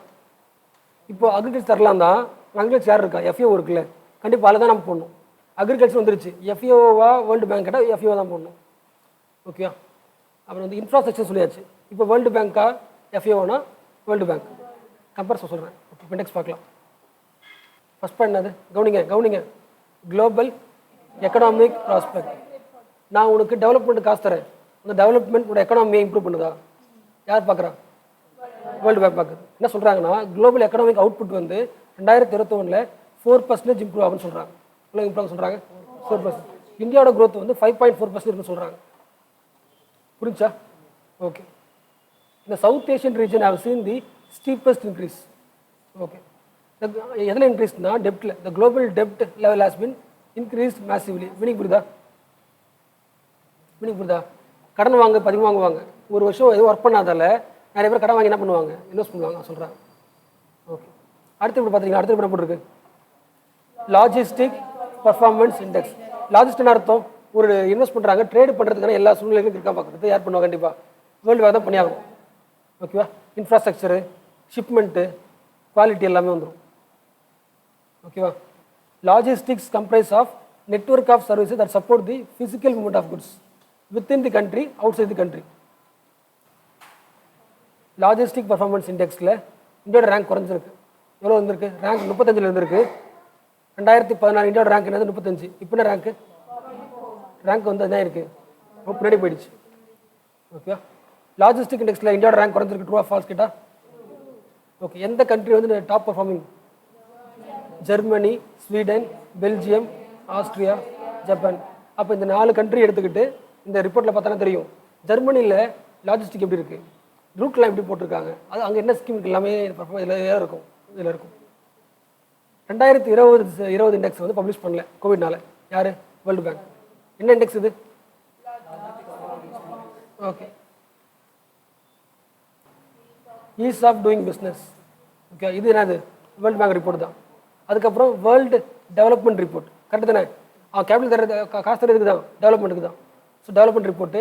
அப்புறம் ஹியூமன் கேபிட்டல் இண்டெக்ஸ் எல்லாம் யாரோட தான்? இது ஹியூமன் டெவலப்மெண்ட் இண்டெக்ஸ் வேறு, அது யார்? யூஎன்டிபி. ஹியூமன் கேபிட்டல் இண்டெக்ஸ், கேபிட்டலில் மணி சமா வச்சுக்கலாம் ஓரளவுக்கு, யார்? World bank. இந்த வேர்ல்டு டெவலப்மெண்ட் இருக்குல்ல, இது மோஸ்ட் இம்பார்ட்டன்ட் ரிப்போர்ட். காரணம் என்னென்னா, ஒட்டுமொத்த உலகத்தில் பொருளாதாரம் எப்படி இருக்குது, சமூகம் எப்படி இருக்குது, என்வரான்மெண்ட் எப்படி இருக்குன்ற அந்த கரண்ட் ஸ்டேட்டஸ் தெரிஞ்சுக்கிறதுக்கு ஒரே ரிப்போர்ட் எது? Most important report. ஓகேவா? இப்போ 2021 ஒரு ரிப்போர்ட் வந்திருக்கு. என்ன சொல்லுதுன்னா, அதாவது டிஜிட்டல் வந்ததுக்கப்புறம் டேட்டாஸ் இருக்குல்ல, டேட்டாஸ் நடத்தும் ஃபேக்ட்ஸ் சொல்லுவாங்களே, இத்தனை பேருக்கு வேக்சின் கிடைக்கல, இத்தனை பேருக்கு ஆக்சிஜன் இருக்குது, பெட்டு கம்மியாக இருக்குது, டேட்டா இருக்குல்ல, இந்த டேட்டாஸ் வந்து உலகத்தை பயங்கரமாக மாற்றுது அப்படின்னு சொல்கிறது தான் இந்த ரிப்போர்ட்டோட முக்கியமானது. வேர்ல்டு டெவலப்மெண்ட் ரிப்போர்ட் 2021 என்ன சொல்லுதுன்னா, டேட்டா ஃபார் பெட்டர் லைஃப்ஸ். நம்ம ஒழுங்காக வாழணும்னா டேட்டாவை எல்லாம் ப்ரெசென்ட் பண்ணால் ஒழுங்காக வாழலாம் சொல்கிறாங்க. புரிஞ்சா? அதே மாதிரி ஃபேக் டேட்டாவும் வருது, அதில் எல்லாம் பாதிக்குன்னு சொல்கிறாங்க. ரெண்டு பேர் சொல்கிறாங்க. என்ன சொல்கிறாங்க? என்ன சொல்கிறாங்க? World development report. அந்த ரிப்போர்ட் பேர் என்னது? ரிப்போர்ட் பேர், இந்த வருஷத்து ரிப்போர்ட் பேர் இதை பார்த்து சொல்லுங்கள். டேட்டா ஃபார் அப்படின்னு அர்த்தம், நம்ம ஒழுங்காக வாழணும்னா டேட்டாஸ் முக்கியம். டேட்டாஸ் அர்த்தம், டேட்டாஸ் அர்த்தம் ஸ்டாட்டிஸ்டிக்ஸ். ஓகே, இங்கே போட்டுருக்காங்க. The report highlights that the tremendous potential of changing data landscape to improve the lifes of poor people. So poor பீப்பிளோட லைஃப் மாற்றணும்னா டேட்டாஸ் இருந்துச்சுன்னா என்ன பண்ணலாம்? கவர்மெண்ட்டை பிரச்சனை மாற்ற முடியும்னு சொல்கிறாங்க. At the same time datas என்ன பண்ணுது? மக்களை ஹார்மும் பண்ணுது, பிஸ்னஸையும் சொசைட்டியும் கொலாப்ஸ் பண்ண சொல்கிறாங்க. எந்த ரிப்போர்ட்டில்? World development report. டேட்டா பேர் என்னது? டேட்டா ஃபார், கவனிக்கிறீங்களா மக்களே? அடுத்து வந்து ஹியூமன் கேபிட்டல் இண்டெக்ஸ். ஓகே, இது எதுக்கு வரும்னா ஹியூமன் கேபிட்டல் ப்ராஜெக்ட் கீழே வரும். அதாவது ஒரு உலகத்தில் இல்லை கண்ட்ரியில் ஹியூமனோட கேபிட்டல் எப்படி இருக்குன்னு பார்ப்பாங்க. ஹியூமன் வந்து அதாவது எப்படி வச்சுக்கலாம்னா, எப்படி வச்சுக்கலாம், இல்லைனா வந்து ஒரு குழந்தை வந்து பிறக்குது, இந்தியாவில் பிறக்குது. அடுத்து அதே மாதிரி அதே குழந்தை அமெரிக்காவில் பிறக்குது. எந்த கண்ட்ரியில் ஒரு குழந்தை வந்து தனக்கான ஒட்டுமொத்த பொட்டன்ஷியலையும் நல்லா காட்ட முடியுது அப்படின்னு பார்க்குறது தான் இந்த இண்டெக்ஸ், ஹியூமன் கேபிட்டல் இண்டெக்ஸ். அப்போ எந்த கண்ட்ரி டாப்பில் இருக்குதோ அதுக்கான ரீசன்ஸ் நல்லா போட்டிருப்பாங்க, தெரிஞ்சுக்கலாம். அதில் ஹியூமன் கேபிட்டல் இண்டெக்ஸ் ஏன் புரிச்சுல, ஒரு ஒரு குழந்தையோட ஒரு ஹியூமனோட கம்ப்ளீட் பொட்டன்ஷியல் எப்படி தெரிஞ்சுக்கலாம், இந்த மூளை தெரிஞ்சுக்கலாம். போட்டுருக்கா பாருங்க, இங்கே போட்டிருப்பாங்க. Human capital index has 3 components. ஒன்று வந்து சர்வைவல் ரேட். ஒரு குழந்தை பிறக்குது, 5 வருஷத்துக்குள்ளே எவ்வளோ சாகுது அதை செக் பண்ணுறாங்க. அடுத்து expected years of quality at school, quantity வரும் பாருங்க. எத்தனை வருஷம் ஒரு குழந்தை ஸ்கூலுக்கு போகிறாங்க, அந்த எஜுகேஷன் குவாலிட்டியாக இருக்கான்னு செக் பண்ணுறது. மூணாவது ஹெல்த் என்விரான்மெண்ட். அதாவது ஒரு அடல்ட் வந்து எத்தனை வருஷம் உயிர் வர்றாரு, survival rate. Rate of stunting for children and age 5. புரிஞ்சா? இந்த 3 வச்சுக்கிட்டு ஒரு குழந்தையோட கெப்பாசிட்டி கண்டுபிடிக்கிறாங்க. ஒன்று என்னது, 5 வயசு வரைக்கும் எத்தனை வாழ்கிறாங்க ஒன்று. ரெண்டாவது ஸ்கூலுக்கு போகிறத பற்றி. மூணாவது ஹெல்த் எப்படி இருக்குன்னு பார்க்குறாங்க. ஓகே, ஹியூமன் கேபிட்டல் இண்டெக்ஸ் வேறு, ஹியூமன் டெவலப்மெண்ட் இண்டெக்ஸ் வேறு. அது டிஃப்ரென்ஸ் கொடுத்துருப்பாங்க பாரு. ஹியூமன் கேபிட்டல் இண்டெக்ஸ் என்ன பண்ணுறது, 3 பாயிண்ட் பார்த்தோம்ல, சர்வைவல் ரேட்டை பார்க்குது, ஸ்டடி ரேட்டை பார்க்குது. ஆனால் ஹியூமன் டெவலப்மெண்ட் இண்டெக்ஸ் தான் பார்க்கணும்னா லைஃப் எக்ஸ்பெக்டன்சி பார்க்கும். என்ன பண்ணுறது புரியலையா? ஹியூமன் கேபிட்டல் இண்டெக்ஸ் ஒன்று இருக்குது, ஹியூமன் இண்டெக்ஸ். ஹெச்டி எதை பார்க்குதுன்னா சர்வைவல் ரேட்டையும் ஸ்டடி ரேட்டையும். ஹெச்டி எதை பார்க்குதுன்னா அதாவது எத்தனை வருஷம் உயிர் வர்றாங்க, 60 வயசு வரைக்குமா 70 வயசு வரைக்குமான்னு பார்க்குறது எது, யூஎன்டிபியோட. இது புரிஞ்சா? அடுத்த டிஃப்ரென்ஸ் வந்து குவாலிட்டி பார்க்குறாங்க, எது, ஹியூமன் கேபிட்டல் இண்டெக்ஸ். ஆனால் அதில் வெறும் ஸ்கூல் தான் பார்ப்பாங்க. இதில் ஹியூமன் டெவலப்மெண்ட் இண்டெக்ஸில் ஹெச்டிஎல்எம் இயர்லி இயர்ஸ் ஆஃப் ஸ்கூலிங். இதில் வந்து ஸ்கூலிங்கும் உண்டு, குவாலிட்டி உண்டு. மூணாவது HCI doesn't use per capita incomes. ஆனால் ஹெச்டிஐ எதை யூஸ் பண்ணுதுன்னா பெர் கேபிட்டா இன்கம்மாக யூஸ் பண்ணுது. ஓகே, ஸோ வேர்ல்டு பேங்க் படி இந்த ஹியூமன் கேபிட்டல் இண்டெக்ஸ் இந்தியாவோட ரேங்க் என்னது, 6. India score has increased to 0.49 to 0.44. 2018 score என்ன இருக்குது. ஸோ ஹியூமன் கேபிட்டல் இண்டெக்ஸில் இந்தியாவோட ரேங்க் என்ன இருக்குது, ஸ்கோர் இம்ப்ரூவ் ஆயிருக்கு. Rank 116. Okay, what are the main AIIMS, இதில் படிச்சோம் நம்ம இதை.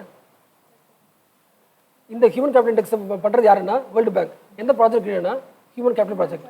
இதோட மெயின் இந்த ஹியூமன் அதை HCA பார்த்தாச்சு, HCA பார்த்தோம்ல, அதே மாதிரி இதுக்கே வருது HCPக்கு வருது. HCP அர்த்தம் ஹியூமன் கேபிட்டல் ப்ராஜெக்ட். இந்த ப்ராஜெக்டோட மெயின் நேம் என்ன அப்படின்னு பார்த்தா ஃபர்ஸ்ட் பாயிண்ட் வந்து ஹியூமன் கேபிட்டல் இண்டெக்ஸ். அதான் பார்த்தோம் இப்போ. அதாவது a cross country human capital measurement metric. அதாவது ஒவ்வொரு கண்ட்ரிலையும் எந்த கண்ட்ரியில் இது நல்லா இருக்குது, ஹியூமன் கேபிட்டல் எங்கே நல்லா இருக்குது, அந்த பொட்டன்ஷியல் எங்கே அதிகமாக இருக்குன்னு பார்க்குறதா ஃபஸ்ட்டு பாயிண்ட். ரெண்டாவது பாருங்களேன், a program for measurement and research to inform policy action. ஒவ்வொரு கண்ட்ரியில் இண்டெக்ஸ் எப்படி இருக்குன்னு பார்த்துட்டு அந்த கண்ட்ரியோட பாலிசியை மாற்றணும். Second point. மூணாவது a program for support of country strategy. நம்ம ஸ்ட்ராட்டஜி கொடுத்துருவோம். யார் தராங்க? ஆமாம், இதுக்கிட்ட பார்த்தோம் நம்ம வேர்ல்டு பேங்க் பார்க்குறோமா? வேர்ல்டு பேங்க் கீழே ஹியூமன் கேபிட்டல் ப்ராஜெக்ட் இருக்குது. அதுக்கு 3 எய்ம் இருக்குது. அதில் ஒன்று தான் ஹியூமன் கேபிட்டல் இண்டெக்ஸ். மிச்சம் 2வது எய்ம் வந்து இந்த இண்டெக்ஸை வச்சுக்கிட்டு அந்த கண்ட்ரி வந்து தன்னோட பாலிசி மாற்றணும். எப்படி மாற்றணும்? ஸ்ட்ராட்டஜி யார் தரா? ப்ராஜெக்டை கொடுத்துருக்கு. புரிச்சா புரியலையா? பாவர்ட்டி பற்றி வேர்ல்டு பேங்க் கேட்டால் தரலாமா? தரலாம். ஏன்னா அவன் என்ன பண்ணுறான், எஜுகேஷனுக்கு காசு தரான், அப்புறம் என்னது டேமுக்கு காசு தரான், சாப்பாடு காசு தரான், கோவிட் டைமில் காசு தர போகிறான். அவன் என்ன பண்ணலாம், பாவர்ட்டி குறைஞ்சிருக்கா செக் பண்ணலாம். ஓகே. ஸோ பாவர்ட்டி ரிப்போர்ட் யார் ரெடி பண்ணுறான்? World bank. It is a final project report. ஏன் என்னது? சரி, இந்த ரிப்போர்ட்டோட main highlights global extreme poverty அதிகமாக இருக்குன்னு சொல்கிறாங்க. கடைசி 20 வருஷத்தில் இப்போ இந்த காலத்தில் பாவர்ட்டி அதிகமாக இருக்குது. பாவர்ட்டி கிடையாது, எக்ஸ்ட்ரீம் பாவர்ட்டி அதிகமாக சொல்கிறாங்க. அதாவது ஒரு நாளைக்கு $1.50 per day இதோட கம்மியாக வாழ்கிறாங்க மக்களுக்காக சொல்கிறாங்க. இந்த pandemic May push another 88 million to 115 million into extreme poverty or to live on less than $150 per day. Okay. இதில் இந்தியாவோட டேட்டா வந்து இந்தியா தரல டேட்டா, அதனால் தெரியல சொல்லிட்டாங்க. 2017-18 இந்தியா டேட்டாவை ரிலீஸ் பண்ணாதால என்ன தெரியல, இந்தியாவில் பாவர்ட்டி எப்படி இருக்குன்னு கண்டுபிடிக்க முடியல சொல்லிட்டாங்க. ஓகேனா அப்போ எலெக்ஷன் வந்துச்சு. அடுத்த ரிப்போர்ட் யாருது? வேர்ல்டு பேங்க் தான். சேம் உமன் பிஸ்னஸ் லா. உமன் வந்து அங்கே ஒர்க் பண்ணுற என்னது, அதாவது ஒர்க் ஃபோர்ஸில் எத்தனை பர்சன்ட் இருக்காங்க, மேனேஜராக இருக்காங்களா, இதெல்லாம் பார்க்குற ரிப்போர்ட் இதில். ஓகேவா? ரிப்போர்ட்டுக்கு பாருங்க. It analyses the laws and regulation affecting the women's economic inclusion. பொருளாதாரத்துக்குள்ளே பெண்கள் ஒர்க் பண்ணுற அளவுக்கு அந்த ஊரில் லா இருக்கா இல்லையான்னு செக் பண்ணுறாங்க. அது பார்க்கும்போது ஒரு முடிவுக்கு வராங்க, எந்த கண்ட்ரிலையுமே ஜெண்டர்லாம் கிடையாது, ஈக்குவலாக சொல்கிறாங்க. இந்த பாயிண்ட் வந்திருக்குமே, இங்கே வந்திருக்குமே, பார்த்தனே இருக்காமா? எங்கே இருக்குது? எங்கே போட்டிருக்கு? இது பார்த்தனேம்மா. அது வேற பாயிண்ட் எடுத்து ஆரம்பிக்கலாம். ஓகே. என்ன ரிப்போர்ட் இது? Women business law index, world பேங்கா? Okay. It also analyses the work still to be done and to ensure the economic empowerment for all. Okay. Ranking 8 economy என்ன இருக்குது, 100 out of 100 வாங்கியிருக்கு. எதில்? அந்த ஊரில் லாஸ் பிஸ்னஸ் எப்படி இருக்குது, உமனை வந்து பங்கெடுக்கிற மாதிரி ஈஸியாக இருக்குது. எத்தனை கண்ட்ரீஸில்? Belgium, France, Latvia, Sweden, Canada, Denmark, Iceland, Luxembourg. Okay. India has taken the top spot among the south Asian economies. South ஏஷியாவில் இது இம்ப்ரூவ் ஆயிருக்கு, கொஞ்சம் இம்ப்ரூவ் அதிகமாக சொல்கிறாங்க. Among the BRIC countries India was second last. Okay. இது world bank தான். அடுத்து பார்க்க போகிறது வேர்ல்டு பேங்க் இனிஷியேட்டிவ், அதாவது இன்டர்நேஷ்னல் கம்பேரிசன் ப்ரோக்ராம் ICP. இதை புரிஞ்சுக்க முதல்ல நீங்கள் இது புரிஞ்சுக்கணும், பர்ச்சேசிங் பவர் புரிஞ்சுக்கணும். நல்லா கவனிச்சுங்க. ஓகே. யூஎஸ்ஏ வேணாம், இந்தியாவோட ஜிடிபி வந்து $100 வச்சுக்கலாம். இந்தியாவோட ஜிடிபி $100. ஓகே. $1 வந்து $50 வச்சுக்கலாம். $1 எவ்வளோ? அப்போ இந்தியாவோட ஜிடிபியை டாலருக்கு மாற்ற பார்க்கலாம், எவ்வளோ வரும்? $2. இதுதான் இந்தியாவோட ஜிடிபி வச்சுக்கலாம். ஓகேவா? இது புரிஞ்சா? ஓகே. இப்போது அப்படின்னா அர்த்தம் $1 is equal to $50. இது புரிஞ்சா புரியல மக்களே? ஓகே. இப்போ நான் சொல்கிறேன், யூஎஸ்ஏல ஒரு பிரெட்டு வாங்குறதுக்கு என்ன வாங்க போகிறீங்க, ஒரு பிரெட்டு வாங்குறதுக்கு $1 தரணும். எவ்வளோ தரணும்? $1 தான் வரும். ஓகே, அப்போ $2 சேர்த்து எத்தனை வாங்கலாம்? எங்கே போனால்? அமெரிக்கா போனால். ஓகேவா, இது புரிஞ்சா? ஓகே, அதே $2, அதாவது அதே $100 வச்சுக்கிட்டு இந்தியாவில் பிரெட் விலை எவ்வளோ இருக்கும்? 20 இருக்கும், $20 இருக்கும். எத்தனை பிரெட் வாங்கலாம்? 5 பாக்கெட் வாங்கலாம். புரிஞ்சா? அப்போ $1 is equal to 20 சொல்கிறாங்க. இதான் பர்ச்சேசிங் பவர் சொல்கிறாங்க. புரிஞ்சா? இங்கே போட்டோம்ல, இது புரியுதா? ஃபஸ்ட்டு போட்டது $1 is equal to 50, அது கேல்குலேட் பண்ணோம். ஜிடிபி வச்சுக்கிட்டு டாலர் வச்சா கேல்குலேட் பண்ணோமா? அடுத்து என்ன பண்ணோம்? எதை கேல்குலேட் பண்ணோம்? அந்த $1 அங்கே ஒரு பெட்டு வாங்க முடியுது, ஆனால் இங்கே $1 5 வாங்க முடியுது. ஓகேவா? அப்போ எவ்வளோ? அப்போ என்ன வருது? அப்போ $1 is equal to 20 வருதுல்ல. இது பர்ச்சேசிங் பவர் பேரிட்டி. இப்போ கிளாஸ் நடத்தினா திரும்பி நடத்திருக்கேன். ஓகே, பர்ச்சேசிங் பவர் பேரிட்டி பொறுத்து வச்சு கம்பேர் பண்ணி எல்லா கண்ட்ரிஸ் எப்படி இருந்துச்சு செக் பண்ணுறதா அடுத்து பார்க்க போகிறேன். IPCP. புரிஞ்சா? So world bank has release the new purchasing power parities for the 2017. Okay, குளோபலாக 176 எக்கனாமிக்ஸ் தான் இருக்குது, பார்ட்டிசிபேட் பண்ணியிருக்கு. இந்தியாவில் வந்து இந்தியா தேர்ட் ரேங்க்கு PVPயில். தேர்ட் ரேங்க் பார்த்து ஞாபகம் இருக்கா? Third rank. ஃபர்ஸ்ட் ரேங்க் யார்? சைனா. செகண்ட் ரேங்க்கு US. Okay, the purchasing power parity of Indian rupee per dollar is now 20 rupees அர்த்தம். எப்போ? 2017. 2011 $15 இருக்குது. ஓகேவா? ஆனால் எக்ஸ்சேஞ்ச் ரேட் பார்த்தோன்னா $50 $20 இருக்கும். ஆனால் பர்ச்சேசிங் பார்த்தா இருக்குது $20 தான். ஓகேவா? ஸோ எக்ஸ்சேஞ்ச் ரேட் ஆஃப் டாலரில் பார்த்தோன்னா $65 இப்போ இருக்குது. ஆனால் பர்ச்சேசிங் பவர் பேரிட்டியில் பார்த்தா $20 தான் இருக்குது. புரிஞ்சா? ஓகே, ஸோ வேர்ல்டு பேங்கோட கம்ப்ளீட் அப்டேட் தான் முடிஞ்சு போச்சு. அந்த ஃபஸ்ட் ஈவெண்ட் டேஸாக பார்த்தோம்ல, ஈவெண்ட் டேஸால் இந்த ரிப்போர்ட் இல்லை ஆட் பண்ணிக்க. ஈவெண்ட் டேஸில் ES வருது, சோஷியல் வருதுல்ல, அதில் வருது the world's women trend and statistics released by event டேஸா. உமனை பற்றி நிறைய பேர் ரிப்போர்ட் பண்ணுறாங்க. அவங்க ரிப்போர்ட் பண்ண யார்? வேர்ல்டு பேங்கும் பண்ணுது. இது யார் பண்ணுறா? ஈவெண்ட் டேஸா. இவன் தான் என்ன சொல்கிறான்னா, no country has achieved the gender equality சொல்கிறாங்க. எந்த கண்ட்ரிலையுமே ஜெண்டர் ஈக்குவாலிட்டி இல்லைன்னு சொல்கிறாங்க. இந்த COVID-19 என்ன பண்ணுன்னா இன்னும் அதிகமாக சொல்கிறாங்க. COVID-19 threatens to erode the gains has been made. இது வரைக்கும் நம்ம எவ்வளோ முன்னாடி போயிட்டு இருந்தோமோ இது COVID என்ன பண்ண போகுது? இன்னும் சரிக்கும் சொல்கிறாங்க, இன்னும் குறைய போகுது சொல்கிறாங்க. புரிஞ்சா? அதாவது லேபர் மார்க்கெட்டில் எத்தனை பேர் இருக்காங்க? அப்போ என்ன அர்த்தம்? ஒரு 100 பேர் வேலை செய்கிறாங்கன்னா பெண்கள் வேலை செய்கிறது 100 பேர் கிடையாது. எத்தனை வேலை செய்கிறாங்க? 50% தான் ஒர்க் செய்கிறாங்க. ஓகே ஓகே, அடுத்து ஒரு உமனோட ஒர்க்கிங் டைம் பார்த்தீங்கன்னா அன்பெய்ட் டொமஸ்டிக் ஒர்க்லேயே 4 hours போயிட்டு சொல்கிறாங்க, கம்பேர்ட் டு 1.7. சொல்கிறாங்க, புரியுதா புரியலையா?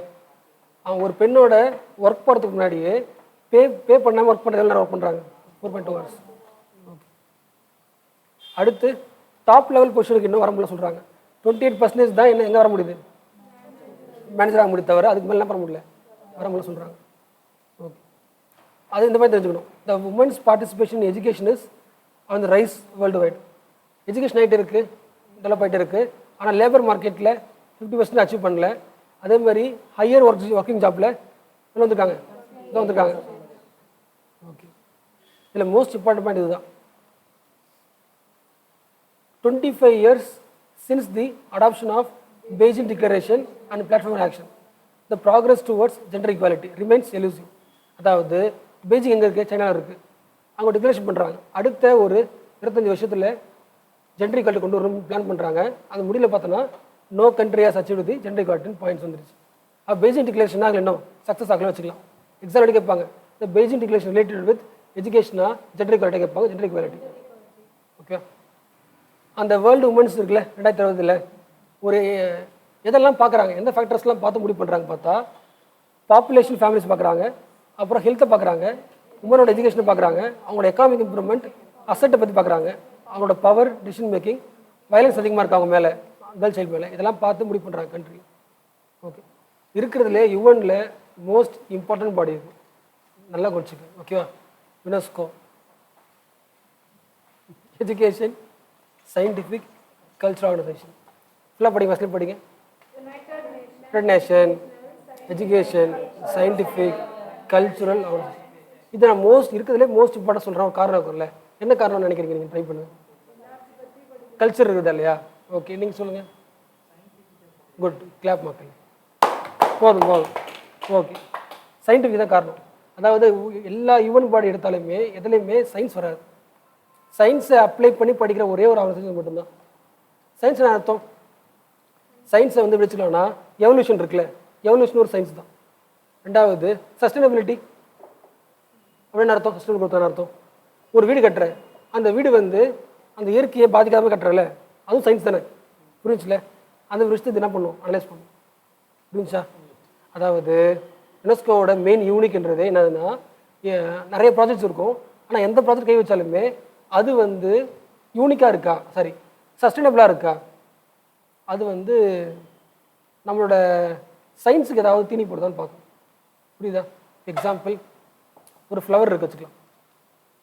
இந்த ஃப்ளவர் அனலைஸ் பண்ணால் எப்படி வந்து ஹியூமன்ஸில் வந்தால் கண்டுபிடிக்க முடியுமா? சயின்ஸ் ஒரு கொஸ்டின் இருக்குல்ல, அந்த மாதிரி கொஸ்டின்ஸ் அனலைஸ் பண்ணும். எக்ஸாம்பிள், ஒரு பில்டிங் இருக்குது, இந்த பில்டிங் 100 வருஷமாக இருக்குது. ஓகேவா? 100 வருஷமாக இருக்குதுன்னா இதோட யூனிக் என்ன? ஓகேவா? அந்த என்ட்ரான் பாதிக்கப்படாமல் இருக்கிறதுக்கு காரணம் என்ன செக் பண்ணுறது.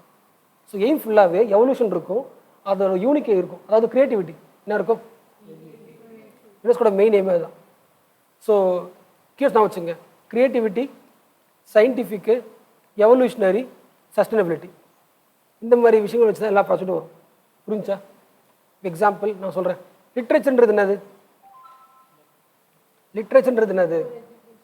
கிரியேட்டிவிட்டி, ஆர்ட் தானே. அப்போ அதை பற்றி கண்டிப்பாக பேசியிருப்பாங்க. ஓகே, ஆமாம். இப்போ எக்ஸாம்பிள், ஒரு பாழடைஞ்ச மண்டபம் இருக்குது, இது அனலைஸ் பண்ணால் கிடைக்கும், எவல்யூஷன் பற்றி கிடைக்கலாம். Okay, logic புரிஞ்சுல? லாஜிக் புரிஞ்சுதா மக்களே? The only body which analyzes the scientific in history, scientific in geography, scientific in creativity. இதுதான் யுனெஸ்கோ. புரிஞ்சா? அதில் ஃபஸ்ட்டு பார்க்க போகிறது இங்கே போட்டு பாருங்க. யுனெஸ்கோவோட முக்கியமான இனிஷியேட்டிவ்ஸ் பார்க்கலாம். அதில் ஃபஸ்ட் இனிஷியேட்டிவ் வந்து UNESCO creative cities network. Creative என்ன அர்த்தம் புரியுதா? கிரியேட்டிவ்னா உலக மக்களை வந்து ஹாப்பியாக வச்சுக்கிட்ட முக்கியமான விஷயங்கள்லாம் இருக்குல்ல, அதில் இந்தியாவோட வேர்ல்டோட ஹிஸ்ட்ரியில் என்னென்ன கிரியேட்டிவிட்டி விஷயங்கள்லாம் உலகத்தை இம்ப்ரூவ் பண்ணியிருக்குன்னு செக் பண்ணுறாங்க, அனலைஸ் பண்ணிட்டு இதில் எந்தெந்த ஊரில் இருக்குன்னு செக் பண்ணுறாங்க. எக்ஸாம்பிள் பாருங்க, போட்டு பாருங்களேன். முக்கியமானது ஒரு 7 ஃபீல்டில். ஒன்று வந்து கிராஃப்ட், ஃபோக் ஆர்ட், டிசைன்ஸ், படம், கேஸ்ட்ரோனமினா ஃபுட்டு நடத்தும், லிட்ரேச்சர், மியூசிக், மீடியா, இதெல்லாம் அனலைஸ் பண்ணுது. ஏன்னா இது எல்லாமே ஓரளவுக்கு கிரியேட்டிவிட்டி சம்மந்தப்பட்டது. என்னென்ன அதெல்லாம் வருது? Craft, design, film, food, literature, music. Okay, அப்போ என்ன பண்ணுறாங்கன்னா, எந்த சிட்டியில் ஃபேமஸ்ன்னு செக் பண்ணுறாங்க. இப்போ எக்ஸாம்பிள், மியூசிக் இருக்கா, மியூசிக் சென்னை ஃபேமஸ் தானே, கரெக்டாக? அதுமாதிரி மீடியா, ஃபிலிம் எதுக்கு ஃபேமஸ் அப்படி எல்லாத்துக்குமே அனலைஸ் பண்ணி லிஸ்ட் கொடுத்துருவாங்க. நம்ம என்ன பண்ணலாம்னா, இந்த ரிப்போர்ட் எடுத்துக்கிட்டு ஒவ்வொரு கண்ட்ரியில் இதெல்லாம் இப்போ எக்ஸாம்பிள் டிசைன் இருக்குன்னு வச்சுங்களேன், இன்னொரு கம்பெனி ஆரம்பிக்க போகிறேன். அப்போது எந்த கண்ட்ரியில் டிசைனுக்கு ஃபேமஸ் சிட்டியோ அந்த சிட்டியை படித்தா எனக்கு தெரிஞ்சிடும் எல்லாமே. புரிஞ்சா? உங்களை பயங்கர இம்ப்ரூவ் பண்ணும். என்ன சொல்கிற புரியுதா புரியலையா? இங்கே போட்டு போகிறேன். UNESCO creative cities network was created in 2004 to promote cooperation with and among the cities that identified the creativity as a strategic factor for sustainable development. அந்த சிட்டியோட டெவலப்மெண்ட்டுக்கு இதில் ஏதாவது ஒன்று வந்து பயங்கர கான்ட்ரிபியூட் பண்ணுச்சுன்னா அதில் லிஸ்ட்டு தூக்கி போட்டுருவாங்க. எக்ஸாம்பிள், சென்னை டெவலப் ஆனதுக்கு முக்கியமான ரீசன் மியூசிக் அப்படின்னு நான் சொல்கிறேன்னா வச்சுங்களேன், அப்போ சென்னை தூக்கி போட்டுருவாங்க, மியூசிக் லிஸ்ட்டில் போட்டுருவாங்க. இதில் இருக்கும் யுனெஸ்கோவோட கிரியேட்டிவ் சிட்டிஸ் லிஸ்ட்டில் எந்த கிரியேட்டிவ்ல, மியூசிக் கிரியேட்டிவிட்டியில் சென்னை இருக்கும். புரிஞ்சா? இங்கே போட்டு பாருங்க. 66 new cities and the list up to 2019. ஓகேவா? அதில் இந்தியன் சிட்டிஸ் யாராக இருக்கு பாருங்க, 2 தான், ஹைதராபாடு, மும்பை தான். ஓகேவா? ஹைதராபாத் எதுக்கு? பிரியாணி, கெபாப், ஹலீம், ஃபுட் வந்துடுது இல்லை, ஃபுட் நடத்தும், கேஸ்ட்ரோனமி வந்துடுது, கேஸ்ட்ரோனமி. மும்பை எதுக்கு? ஃபிலிம்ஸுக்கு, ஃபிலிம் ப்ரொடக்ஷன் அதிகமாக நடக்கும். ஸோ மும்பை எதுக்கு இருக்குது? ஃபிலிமுக்கு இருக்கா? அடுத்து முக்கியமானது வந்து ஜெய்ப்பூர், எதுக்கு?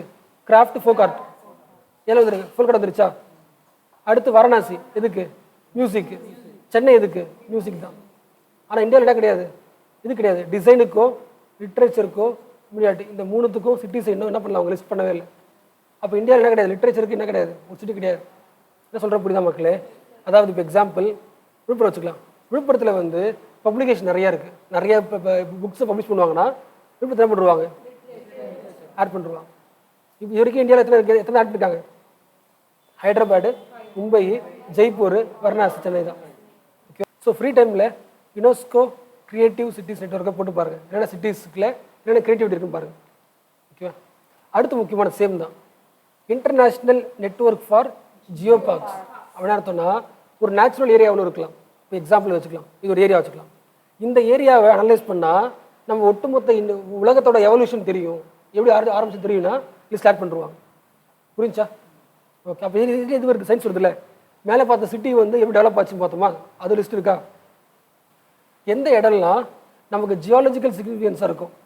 ஜியாலஜிக்கல் அர்த்தம் நம்ம ஜாகிரபிக்கலாக இந்த ஏர்த் எப்படி உருவாச்சு அப்படி யூஸ்ஃபுல்லாக இருந்துச்சுன்னா அதெல்லாம் லிஸ்ட்டில் போட்டுருவாங்க. அது எத்தனை இருக்குது? எத்தனை இருக்குது மக்களே? At present there are 161 UNESCO global geoparks. 44 கண்ட்ரீஸில் இருக்குது. இந்தியாவில் வந்து ஒன்று கூட கிடையாது. என்ன சொல்கிற புரியுதா புரியலையா? என்ன லிஸ்ட்டு? யுனெஸ்கோவோட ஜியோ பார்க்ஸ். அதில் இந்தியாவோட எதுவுமே கிடையாது. இதில் லிஸ்ட்டில் என்ன அர்த்தம்? இது அனலைஸ் பண்ணால் வேர்ல்டோட எவல்யூஷன் தெரிஞ்சுக்கலாம்னு அர்த்தம். புரிஞ்சா? இங்கே போட்டுருப்பாரு UNESCO global geo park. Only about ஜியாலஜினா கேட்டால் அப்படி கிடையாது. ஹெரிட்டேஜ், நேச்சுரலு, கல்ச்சரு நிறையாவும் வரும். ஆனால் முக்கியமான பாயிண்ட் இது இந்தியாவோட சைட்டு யுனெஸ்கோவோட ஜியோ பார்க்கில் இருக்கா கேட்டால் இல்லை. ஆனால் இந்தியா என்ன பண்ணுறது? ரெக்கமெண்ட் பண்ணுது. இந்த ரெண்டு விஷயத்தை நீங்கள் ஆட் பண்ணிக்கலாம். எக்ஸாம்பிள் லோனார் கிரேட்டர் லேக் எங்கே இருக்குது? மகாராஷ்டிரா இருக்குது. இதான் அந்த இடம். ஒரு இடம் இருக்குது, மீடியேட்டர் இருக்குல்ல, அது வந்து இந்தியாவோட பூமியை அடித்து ஒரு பள்ளம் உருவாயிருக்கு, அது ஒரு லேக் உருவாயிருக்கு. அப்போ இதை அனலைஸ் பண்ணால் எப்படி உலகம் உருவாகி தெரிஞ்சுக்கலான்னு சொல்கிறாங்க. இதை பார்க்கலான்னு சொல்கிறாங்க. இல்லைன்னா இல்லைனா செயின்ட் மேரிஸ் ஐலண்ட் அண்ட் மேல் பீச் இன் கோஸ்டல் கர்நாடகா, இதை அனலைஸ் பண்ணாவும் தெரிஞ்ச சொல்கிறாங்க. அதாவது கர்நாடகாவும் ஆஃப்ரிக்கா இருக்குல்ல, ஆஃப்ரிக்கன் ரீஜனும் ஒன்றா ஒட்டியிருந்திருக்கு அப்படின்னு சொல்கிறாங்க. அப்போ அது ரெண்டுத்துக்குமான சிமிலாரிட்டியில் தெரியும் சொல்கிறாங்க. அப்போ இது எவல்யூஷனுக்கு சம்மந்தப்பட்டிருக்கு. இது நீங்கள் ஆட் பண்ணலாம். யார் ரெக்கமெண்ட் பண்ணுறா? But these are not recognised by UNESCO எட். எப்போ வந்துச்சு இந்த ஒர்க்லாம்? UNESCO's work with geo park started in 2001.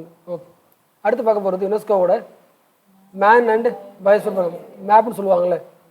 இது நம்ம என்வரான்மெண்ட் கிளாஸில் பார்த்துக்கலாம். அப்புறம் என்வரான்மெண்ட் கான்டெக்ஸ்ல பார்த்துக்கலாம். இது இப்போ தேவையில்லை. அடுத்து பார்க்கலாம். அடுத்து என்ன போட்டிருக்கு? UNESCO initiative world water assessment programme. அதாவது வேர்ல்டு வாட்டரில் டெவலப்மெண்ட் எப்படி இருக்குன்றது என்ன பண்ணும்? வருஷம் ரிப்போர்ட் ரெடி பண்ணும். என்ன போட்டிருக்கு? ஓகே. 2020 ரிப்போர்ட் பேர் வந்து water and climate change. Okay. அதாவது உலகத்தில் ஃப்ரெஷ் வாட்டர் எவ்வளோ இருக்குது, எவ்வளோ குறைஞ்சிருக்கு அப்படின்னு செக் பண்ணுறது தான். Which provides a clear picture of the state of world's fresh water resource to the member nations. Okay. World water assessment report யார் ரெடி பண்ணுறா? யுனெஸ்கோ. நான் வச்சுக்க. ஓகேவா?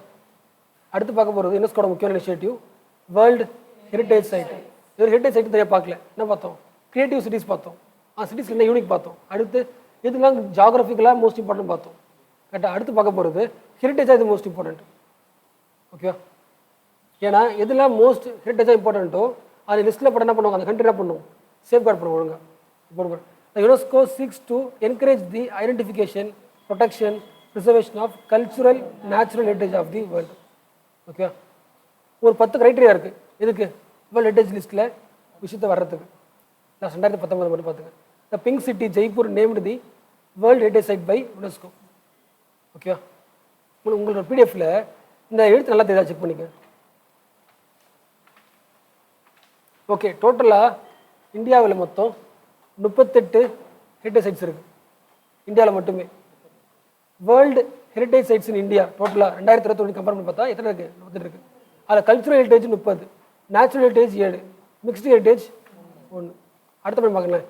India has the 6th largest number of sites in the world. என்ன சைட்ஸு? World heritage sides.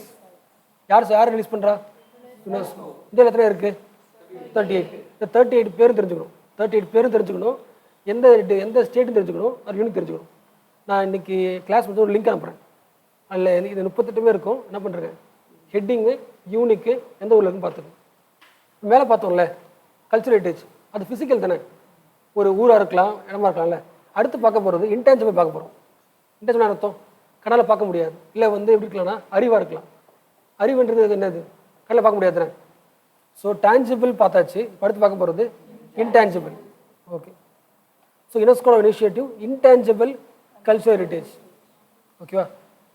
அதில் இந்தியாவில் எதாவது இருக்கா பார்க்கலாம். இப்போ நியூஸ்லேயே வந்து ஃபஸ்ட்டு பார்த்துருக்கேன். Neapolitan pizza of Naples Italy have recently made in to the UNESCO intangible cultural heritage. அது முக்கியம் இல்லை, இந்தியா பார்க்கலாம். Intangible cultural heritage of India. அதுதான் அந்த ஹெரிட்டேஜ் எத்தனை இருந்துச்சு? ஹெரிட்டேஜ் 38. இது எத்தனை இருக்குது? 13 தான். 38 இது 13 தான். 13 intangible cultural heritage of India இருக்குல்ல. அப்போ இந்த ரிப்போர்ட் பார்த்துட்டிங்கன்னா இதெல்லாம் ஏன் இம்பார்ட்டன்ட்னு அர்த்தம். அதனால் அர்த்தம் கண்ணில் பார்க்க முடியாது, ஏதோ ஒரு பர்ஃபார்மன்ஸாக ஆர்ட்டாக இருக்கலாம். அப்போ இது மோஸ்ட் இம்பார்ட்டாக போடுறாங்கன்னா இதில் யூனிக் நான் செக் பண்ணிக்கங்க. எக்ஸாம்பிள் வேதிக் சாண்டிங், வேதிக் மந்திரம், ராம்லீலா, குடியாட்டம், அடுத்து ரம்மன் ஃபெஸ்டிவல் எந்த ஊரில்? ஹிமாலயஸில் தான், காரல் ஹிமாலயஸில். முடியெட்டு கேரளாவில், கல்பெலியா ராஜஸ்தான், ஷவ் டான்ஸ், அப்புறம் புத்திஸ்ட் சாண்டிங் ஆஃப் லடாக்கில், சன்கிருத்தனா, அப்புறம் பிராஸ் and copper craft யுட்டென்சில் making, yoga, Navroz, அடுத்து கும்பமேளா. இல்லை மோஸ்ட்லி 4-5 கொஸ்டின் இப்படி கேட்டாங்க. ஓகேவா? அதெல்லாம் படிச்சுட்ருக்கேன். எத்தனை இருக்குது? இந்த 13ன்றது யுனெஸ்கோ லிஸ்ட் பண்ண சைட்ஸ். நாம் என்ன பண்ணுறோன்னா national list for international cultural heritage நாம் என்ன பண்ணுறோம், நாம் நிறைய லிஸ்ட் ரெடி பண்ணி வச்சுருக்கோம். நம்ம என்ன பண்ணுறோம், ரெக்கமெண்ட் பண்ணுவோம். இதில் நிறையா இருக்குது, நீங்கள் என்ன பண்ணீங்க, ஆட் பண்ணிக்கன்னு சொல்லுவோம். ஓகேவா? அடுத்த initiative memory of the world. Memory என்ன புரியுதா? டாக்குமெண்ட். உலகத்தில் எதெல்லாம் இம்பார்ட்டன்ட் டாக்குமெண்ட்டோ அதெல்லாம் சேவ் பண்ணி வச்சுக்கிறது. இப்போ எக்ஸாம்பிள் இந்தியாவில் பிரிட்டிஷ் வந்தாங்கன்னா அவன் என்ன பண்ணாங்க, எல்லாத்தையும் டாக்குமெண்ட் பண்ணாங்களா? அந்த டாக்குமெண்ட்ஸ் எல்லாம் சேவ் பண்ணி வச்சுக்கிறது இது இந்த program memory of the world. ஓகேவா? It is an initiative launched to safeguard the documentary heritage of humanity. முக்கியமானது. இப்போ எக்ஸாம்பிள் வேதாஸ் வச்சுக்கலாம். ரிக்வேதான்றது பழைய காலம் தான், அது டாக்குமெண்ட்ரி.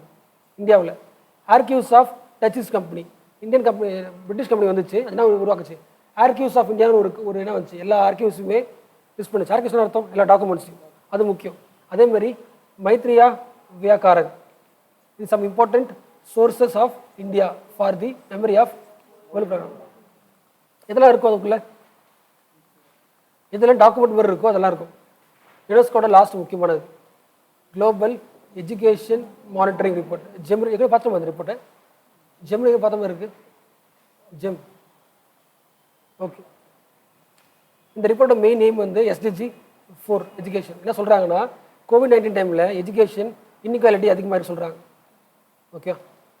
ஓகே. அதே மாதிரி ரொம்ப சொன்னாங்கல்ல remote learning, distance learning solution இருக்குல்ல, அது ரொம்ப கம்மியாகிடுச்சு, இம்பர்ஃபெக்ட் சொல்கிறாங்க. கிளாஸ் ரூம் சரியாக கவனிக்க முடியல சொல்கிறாங்க. யார் ரிலீஸ் பண்ணுறது? யுனெஸ்கோ. ஸோ யுனெஸ்கோ யுனெஸ்கோவில் தான்.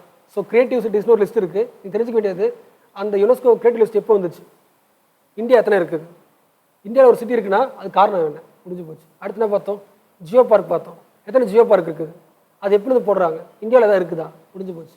அடுத்து புரியல, ஹெரிட்டேஜ் சைட் தானே, ஹெரிட்டேஜ் சைட்டை பார்த்தோம். அதை அடுத்து பார்த்தது ஹெரிட்டேஜ் சைட் பார்த்தோமா. இந்தியா ஹெரிட்டேஜ் சைட் எத்தனை இருக்குது, அது எந்த ஊரில் இருக்குது, என்ன காரணம், அது எப்போ ஆரம்பித்தாங்க. அடுத்து இன்டான்ஜிபிளில் எத்தனை லிஸ்ட் இந்தியாவில் இருக்குது, தெரிஞ்சா போகிறோம். ஓகேவா? அடுத்து பார்க்க போகிறது யுவனோட முக்கியமானது ஹேபிடேட். சிம்பிள் பாயிண்ட் என்னன்னா அர்பனை பற்றி. அதாவது ஒரு சிட்டி எப்படி இருக்கணும், சிட்டி தானே அர்த்தம், சென்னைன்ற ஒரு சிட்டி தானே. ஒரு சிட்டி வந்து சஸ்டைனபிளாக எப்படி இருக்கணுன்றது இது மெயின் எய்மு. எதோட எய்மு, அதாவது ஒரு அர்பனை டெவலப் பண்ணும்போது அங்கே ஹியூமன் வாடுறதுக்கான சஸ்டைன் டெவலப்மெண்ட் இருக்கா, பெட்டர் அர்பன் ஃபியூச்சரை உருவாக்க முடியுமா, அதுக்கான தான் எல்லா ஒர்க்கும் எது பண்ணும், யுவனோட human settlement habitat. Its mission is to promote the transformative changes in cities. முக்கியமானது மக்களே, அர்பனை பார்த்துக்கிறதுக்காகவே ஒரு இடம் இருக்குது, ஒரு டிபார்ட்மெண்ட் இருக்குது, பேர் என்னது, யுவன் ஹேபிடேட். மெயின் எய்ம் என்னது, ஒரு கண்ட்ரியில் அர்பன் டெவலப்மெண்ட் சஸ்டைனபிளாக இருக்கா, ஃபியூச்சருக்கு யூஸ் ஆகிற மாதிரி இருக்கான்னு பார்க்குற ஒரு ப்ரோக்ராம் இது யுவன் ஹேபிடேட். ஓகே. இதுக்கான மீட்டிங் வந்து 3 மணிக்கு நடந்துச்சு. ஹேபிடேட் 1, ஹேபிடேட் 2, ஹேபிடேட் 3 தான் நடந்திருக்கு. Okay. It is mandated by UNGA to promote socially environmentally sustainable towns and cities with the goal of shelter for all. ஹெட்குவார்ட்டர் பார்த்துங்க, ஹெட்குவார்ட்டர் எங்கே இருக்குது, கென்யாவில் இருக்குது. இப்போ நீங்களே டவுன் ஆகுது, இப்போ டவுனில் என்ன பண்ண முடியுங்க, வீடு கட்ட போகிறீங்க. வீடு கட்டும்போது எதெல்லாம் ஃபாலோ பண்ணால் சஸ்டைனபிளாக இருக்குன்னு இந்த ரிப்போர்ட் தெரிஞ்சுக்கலாம். இப்போ இங்கே போட்டு பாருங்க, அவன் என்ன பண்ணுவான்னா எப்படி வந்து ஒரு சிட்டியை உருவாக்க முடியும், அதுக்கான knowledge, policy advice, technical assistance, யார் யார் என்ன பண்ணுறாங்க எல்லா ரிப்போர்ட்டில் இருக்கும். அதை பார்த்து ஒரு சிட்டியில் வந்து நம்ம விழுப்புரம் சிட்டி வச்சுக்கிட்டா அதில் இது எல்லாமே இருக்கா செக் பண்ணிக்கலாம். வேர்ல்டு ஹேபிட்டட் டே என்னைக்கு? First Monday of October. ஹேபிட்னா புரிச்சுல, ரூரலா அர்பனா? Urban. Okay. Theme for 2020 housing for all, a better urban futures. Last topic world health organisation. இந்த வருஷம் இந்த கொஸ்டினுக்கு வாய்ப்பு இருக்கு. ஏன்னா வேர்ல்டு ஹெல்த் ஆர்கனைசேஷன்ல இருந்து இவர் இருக்காரு, யார் இவர்? ட்ரம்ப் வந்து வெளியே போயிட்டார். அதாவது யூஎஸ் இனிமே டபிள்யூஹெச்ஓவில் காசு தராது, ஃபண்டு தராது சொல்லி வெளியே போயிட்டார்.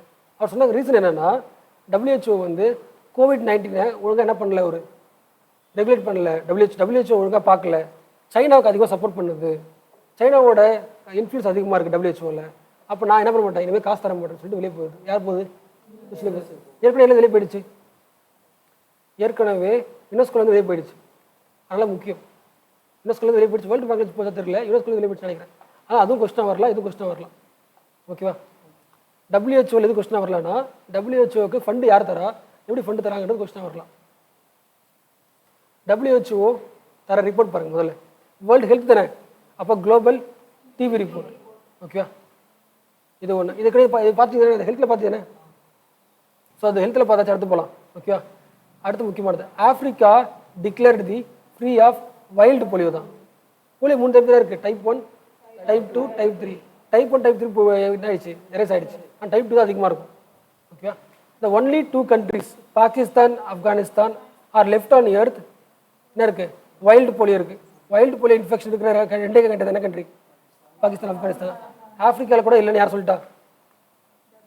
WHO சொல்லிட்டாங்க. ஓகேவா? அடுத்து international year of nurse and midwife 2020. அதாவது நர்ஸ்னா தெரியல, நர்ஸ்னா யார்? மிட்வைஃப்ஸ்னா பிரசவமாக இருப்பாங்களே, அவங்கள பார்த்துக்கிறது.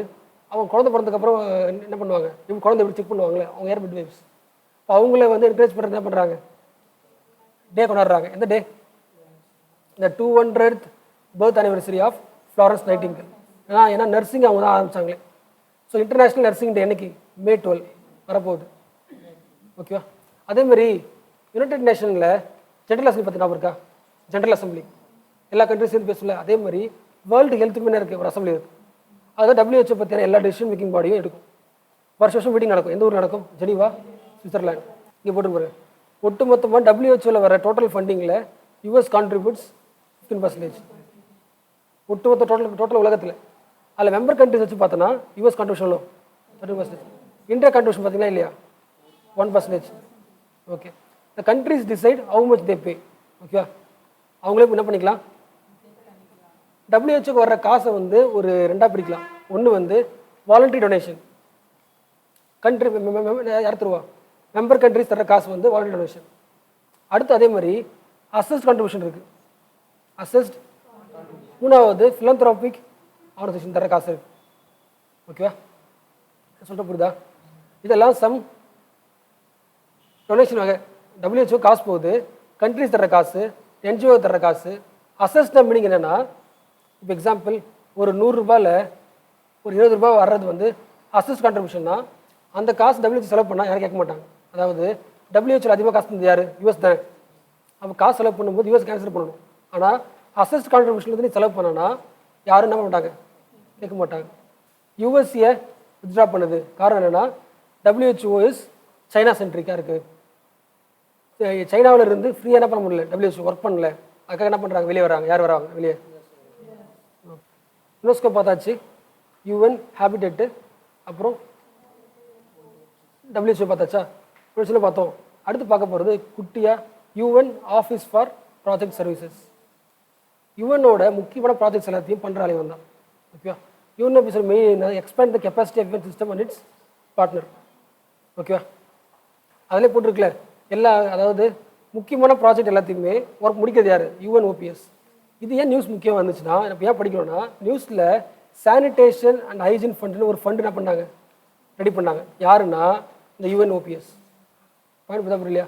UNOPSன்றது UNDPயில் வர்ற ஒரு ஆர்கனைசேஷன். அது வந்து எல்லா ப்ராஜெக்டும் ஒர்க் பண்ணும். அது நியூஸில் ஏன் வருதுன்னா, சானிடேஷன் ஹைஜீனிக் ஃபண்ட் தான் இருக்குது. ஒரு ஃபண்டை இருக்காங்க. அதனால் கேட்பாங்க எக்ஸாம்பிள் கேட்பாங்கன்னா இந்த சானிடேஷன் ஹைஜீன் ஃபண்ட் அது புரிஞ்சுல. இந்த இதில் மீனிங் புரியுதா உங்களுக்கு? சானிடேஷன் ஹைஜீன் ஃபண்ட் ஒரு ஃபண்ட் ரெடி பண்ணுறாங்க. எதுக்காக? Sanitation hygiene. அது எல்லாருமே தெரியும். ஆனால் இது எதுக்கு வருது யாருக்கு தெரியாது. எதுக்கு வருது? யூஎன்ஓபிஎஸ். ஓகேவா? இந்த ஃபண்டோட மெயின் நேம் என்னது? House hold sanitation health hygiene innovative sanitation solutions. ஓகேவா? இந்த சானிடேஷன் ஹைஜீன் ஃபண்டை லான்ச் பண்ணது யாரும் கேட்பாங்க. யார்? யூஎன் ஓபிஎஸ் வந்துட்டாரா? யூஎன்ஓபிஎஸ். Okay okay. யுனெஸ்கோவில் என்னெல்லாம் பார்த்தோம்? யுனெஸ்கோவில் கிரியேட்டிவ் சிட்டி பார்த்தோமா? அதாவது அந்த 7 6 எத்தனை லிஸ்ட்டு? ஃபோல் கார்ட்டு, மியூசிக்கு, ஃபுட்டு, லிட்ரேச்சரு, வேறு டிசைனு, ஃபிலிமு, மீடியாலாம் பார்த்தோமா? ஓகே. ஸோ இதில் வந்து லிஸ்ட் பண்ணுறாங்களா? அது பார்த்தோம். அடுத்து என்ன பார்த்தோம்? ஜியோ பார்க் பார்த்தோமா? எத்தனை ஜியோ பார்க் குளோபல் லெவலில் இருக்குது? அப்படியா? செக் பண்ணி சொல்லுங்கள். 161 இருக்குது. ஆனால் இந்தியாவில் கிடையாது. அடுத்து என்ன இருக்குது? மேப் ஒன்று பார்க்கல. மேன் அண்ட் பயோஸ்பியர் ப்ரோக்ராம் அது யாரோட தான்? அது யுனெஸ்கோவோட தான். அது பார்க்கல. அடுத்து பார்க்குறது வேர்ல்டு வாட்டர் அசஸ்மெண்ட் ரிப்போர்ட். ஓகேவா? அடுத்து வேர்ல்டு ஹெரிடேஜ் பார்த்தோமா? இந்தியா எத்தனை இருக்குது? 38 இருக்குது. ரீசெண்டாக லாஸ்ட் ஆட் ஆனது சொல்லி பார்க்கலாம். வேர்ல்டு ஹெரிடேஜ் சைட்டில் ஜெய்ப்பூர் ஆட் ஆச்சு. ஓகேவா? Pink city. அடுத்து பார்த்தது இன்டான்ஜிபிள் கல்ச்சர் ஹெரிடேஜ் பார்த்தோமா? இன்டான்ஜிபிள் அது எத்தனை? இந்தியாவில் எத்தனை இருக்குது? 11 இருக்குது. எக்ஸாம்பிள் சொல்லி பார்க்கலாம். தான் சொல்லுங்கள். Wave sanding. வேறு இன்டான்ஜிபிள் கல்ச்சர் ஹெரிடேஜில் கடைசி ஆட் ஆனது பார்த்து சொல்லுங்கள்.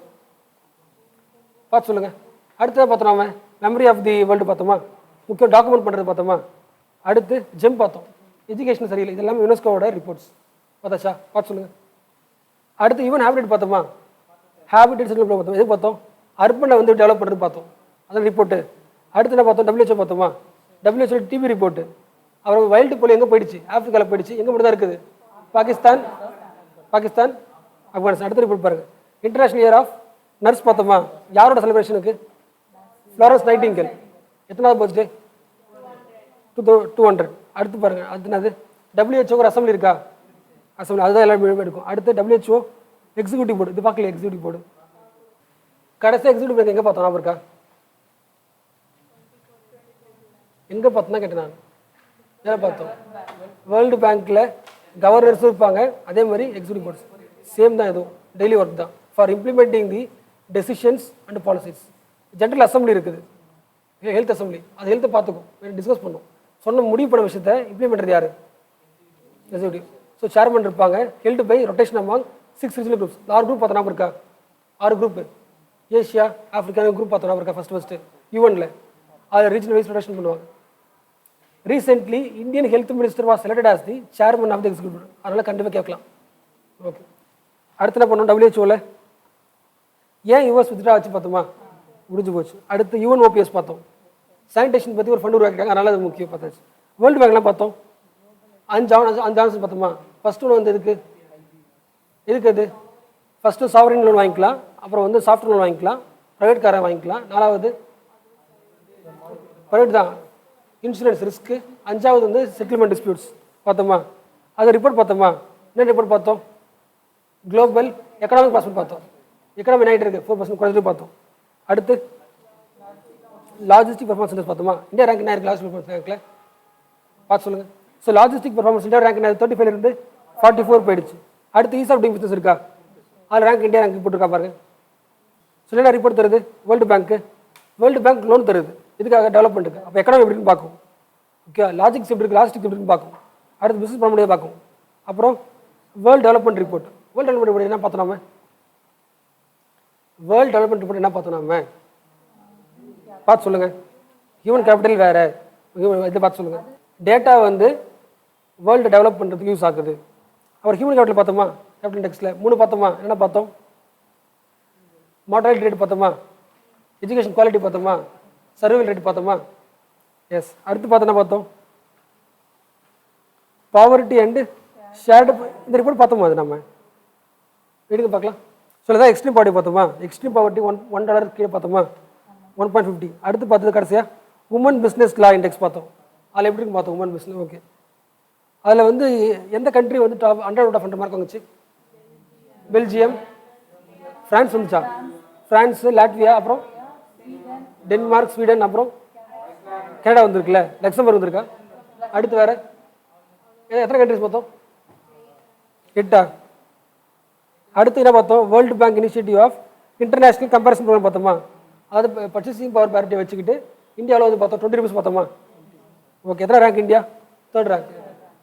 ஸோ யுனெஸ்கோ ஒரு இனிஷியேட்டிவ் பார்த்தோம், வேர்ல்டு WHO ரிப்போர்ட்டு, வேர்ல்டு பேங்கோட ரிப்போர்ட்லாம் பார்த்தாச்சு. ஓகே, நாளைக்கு வந்து ரெண்டுக்குமே இது கொஸ்டின் கேட்பேன்.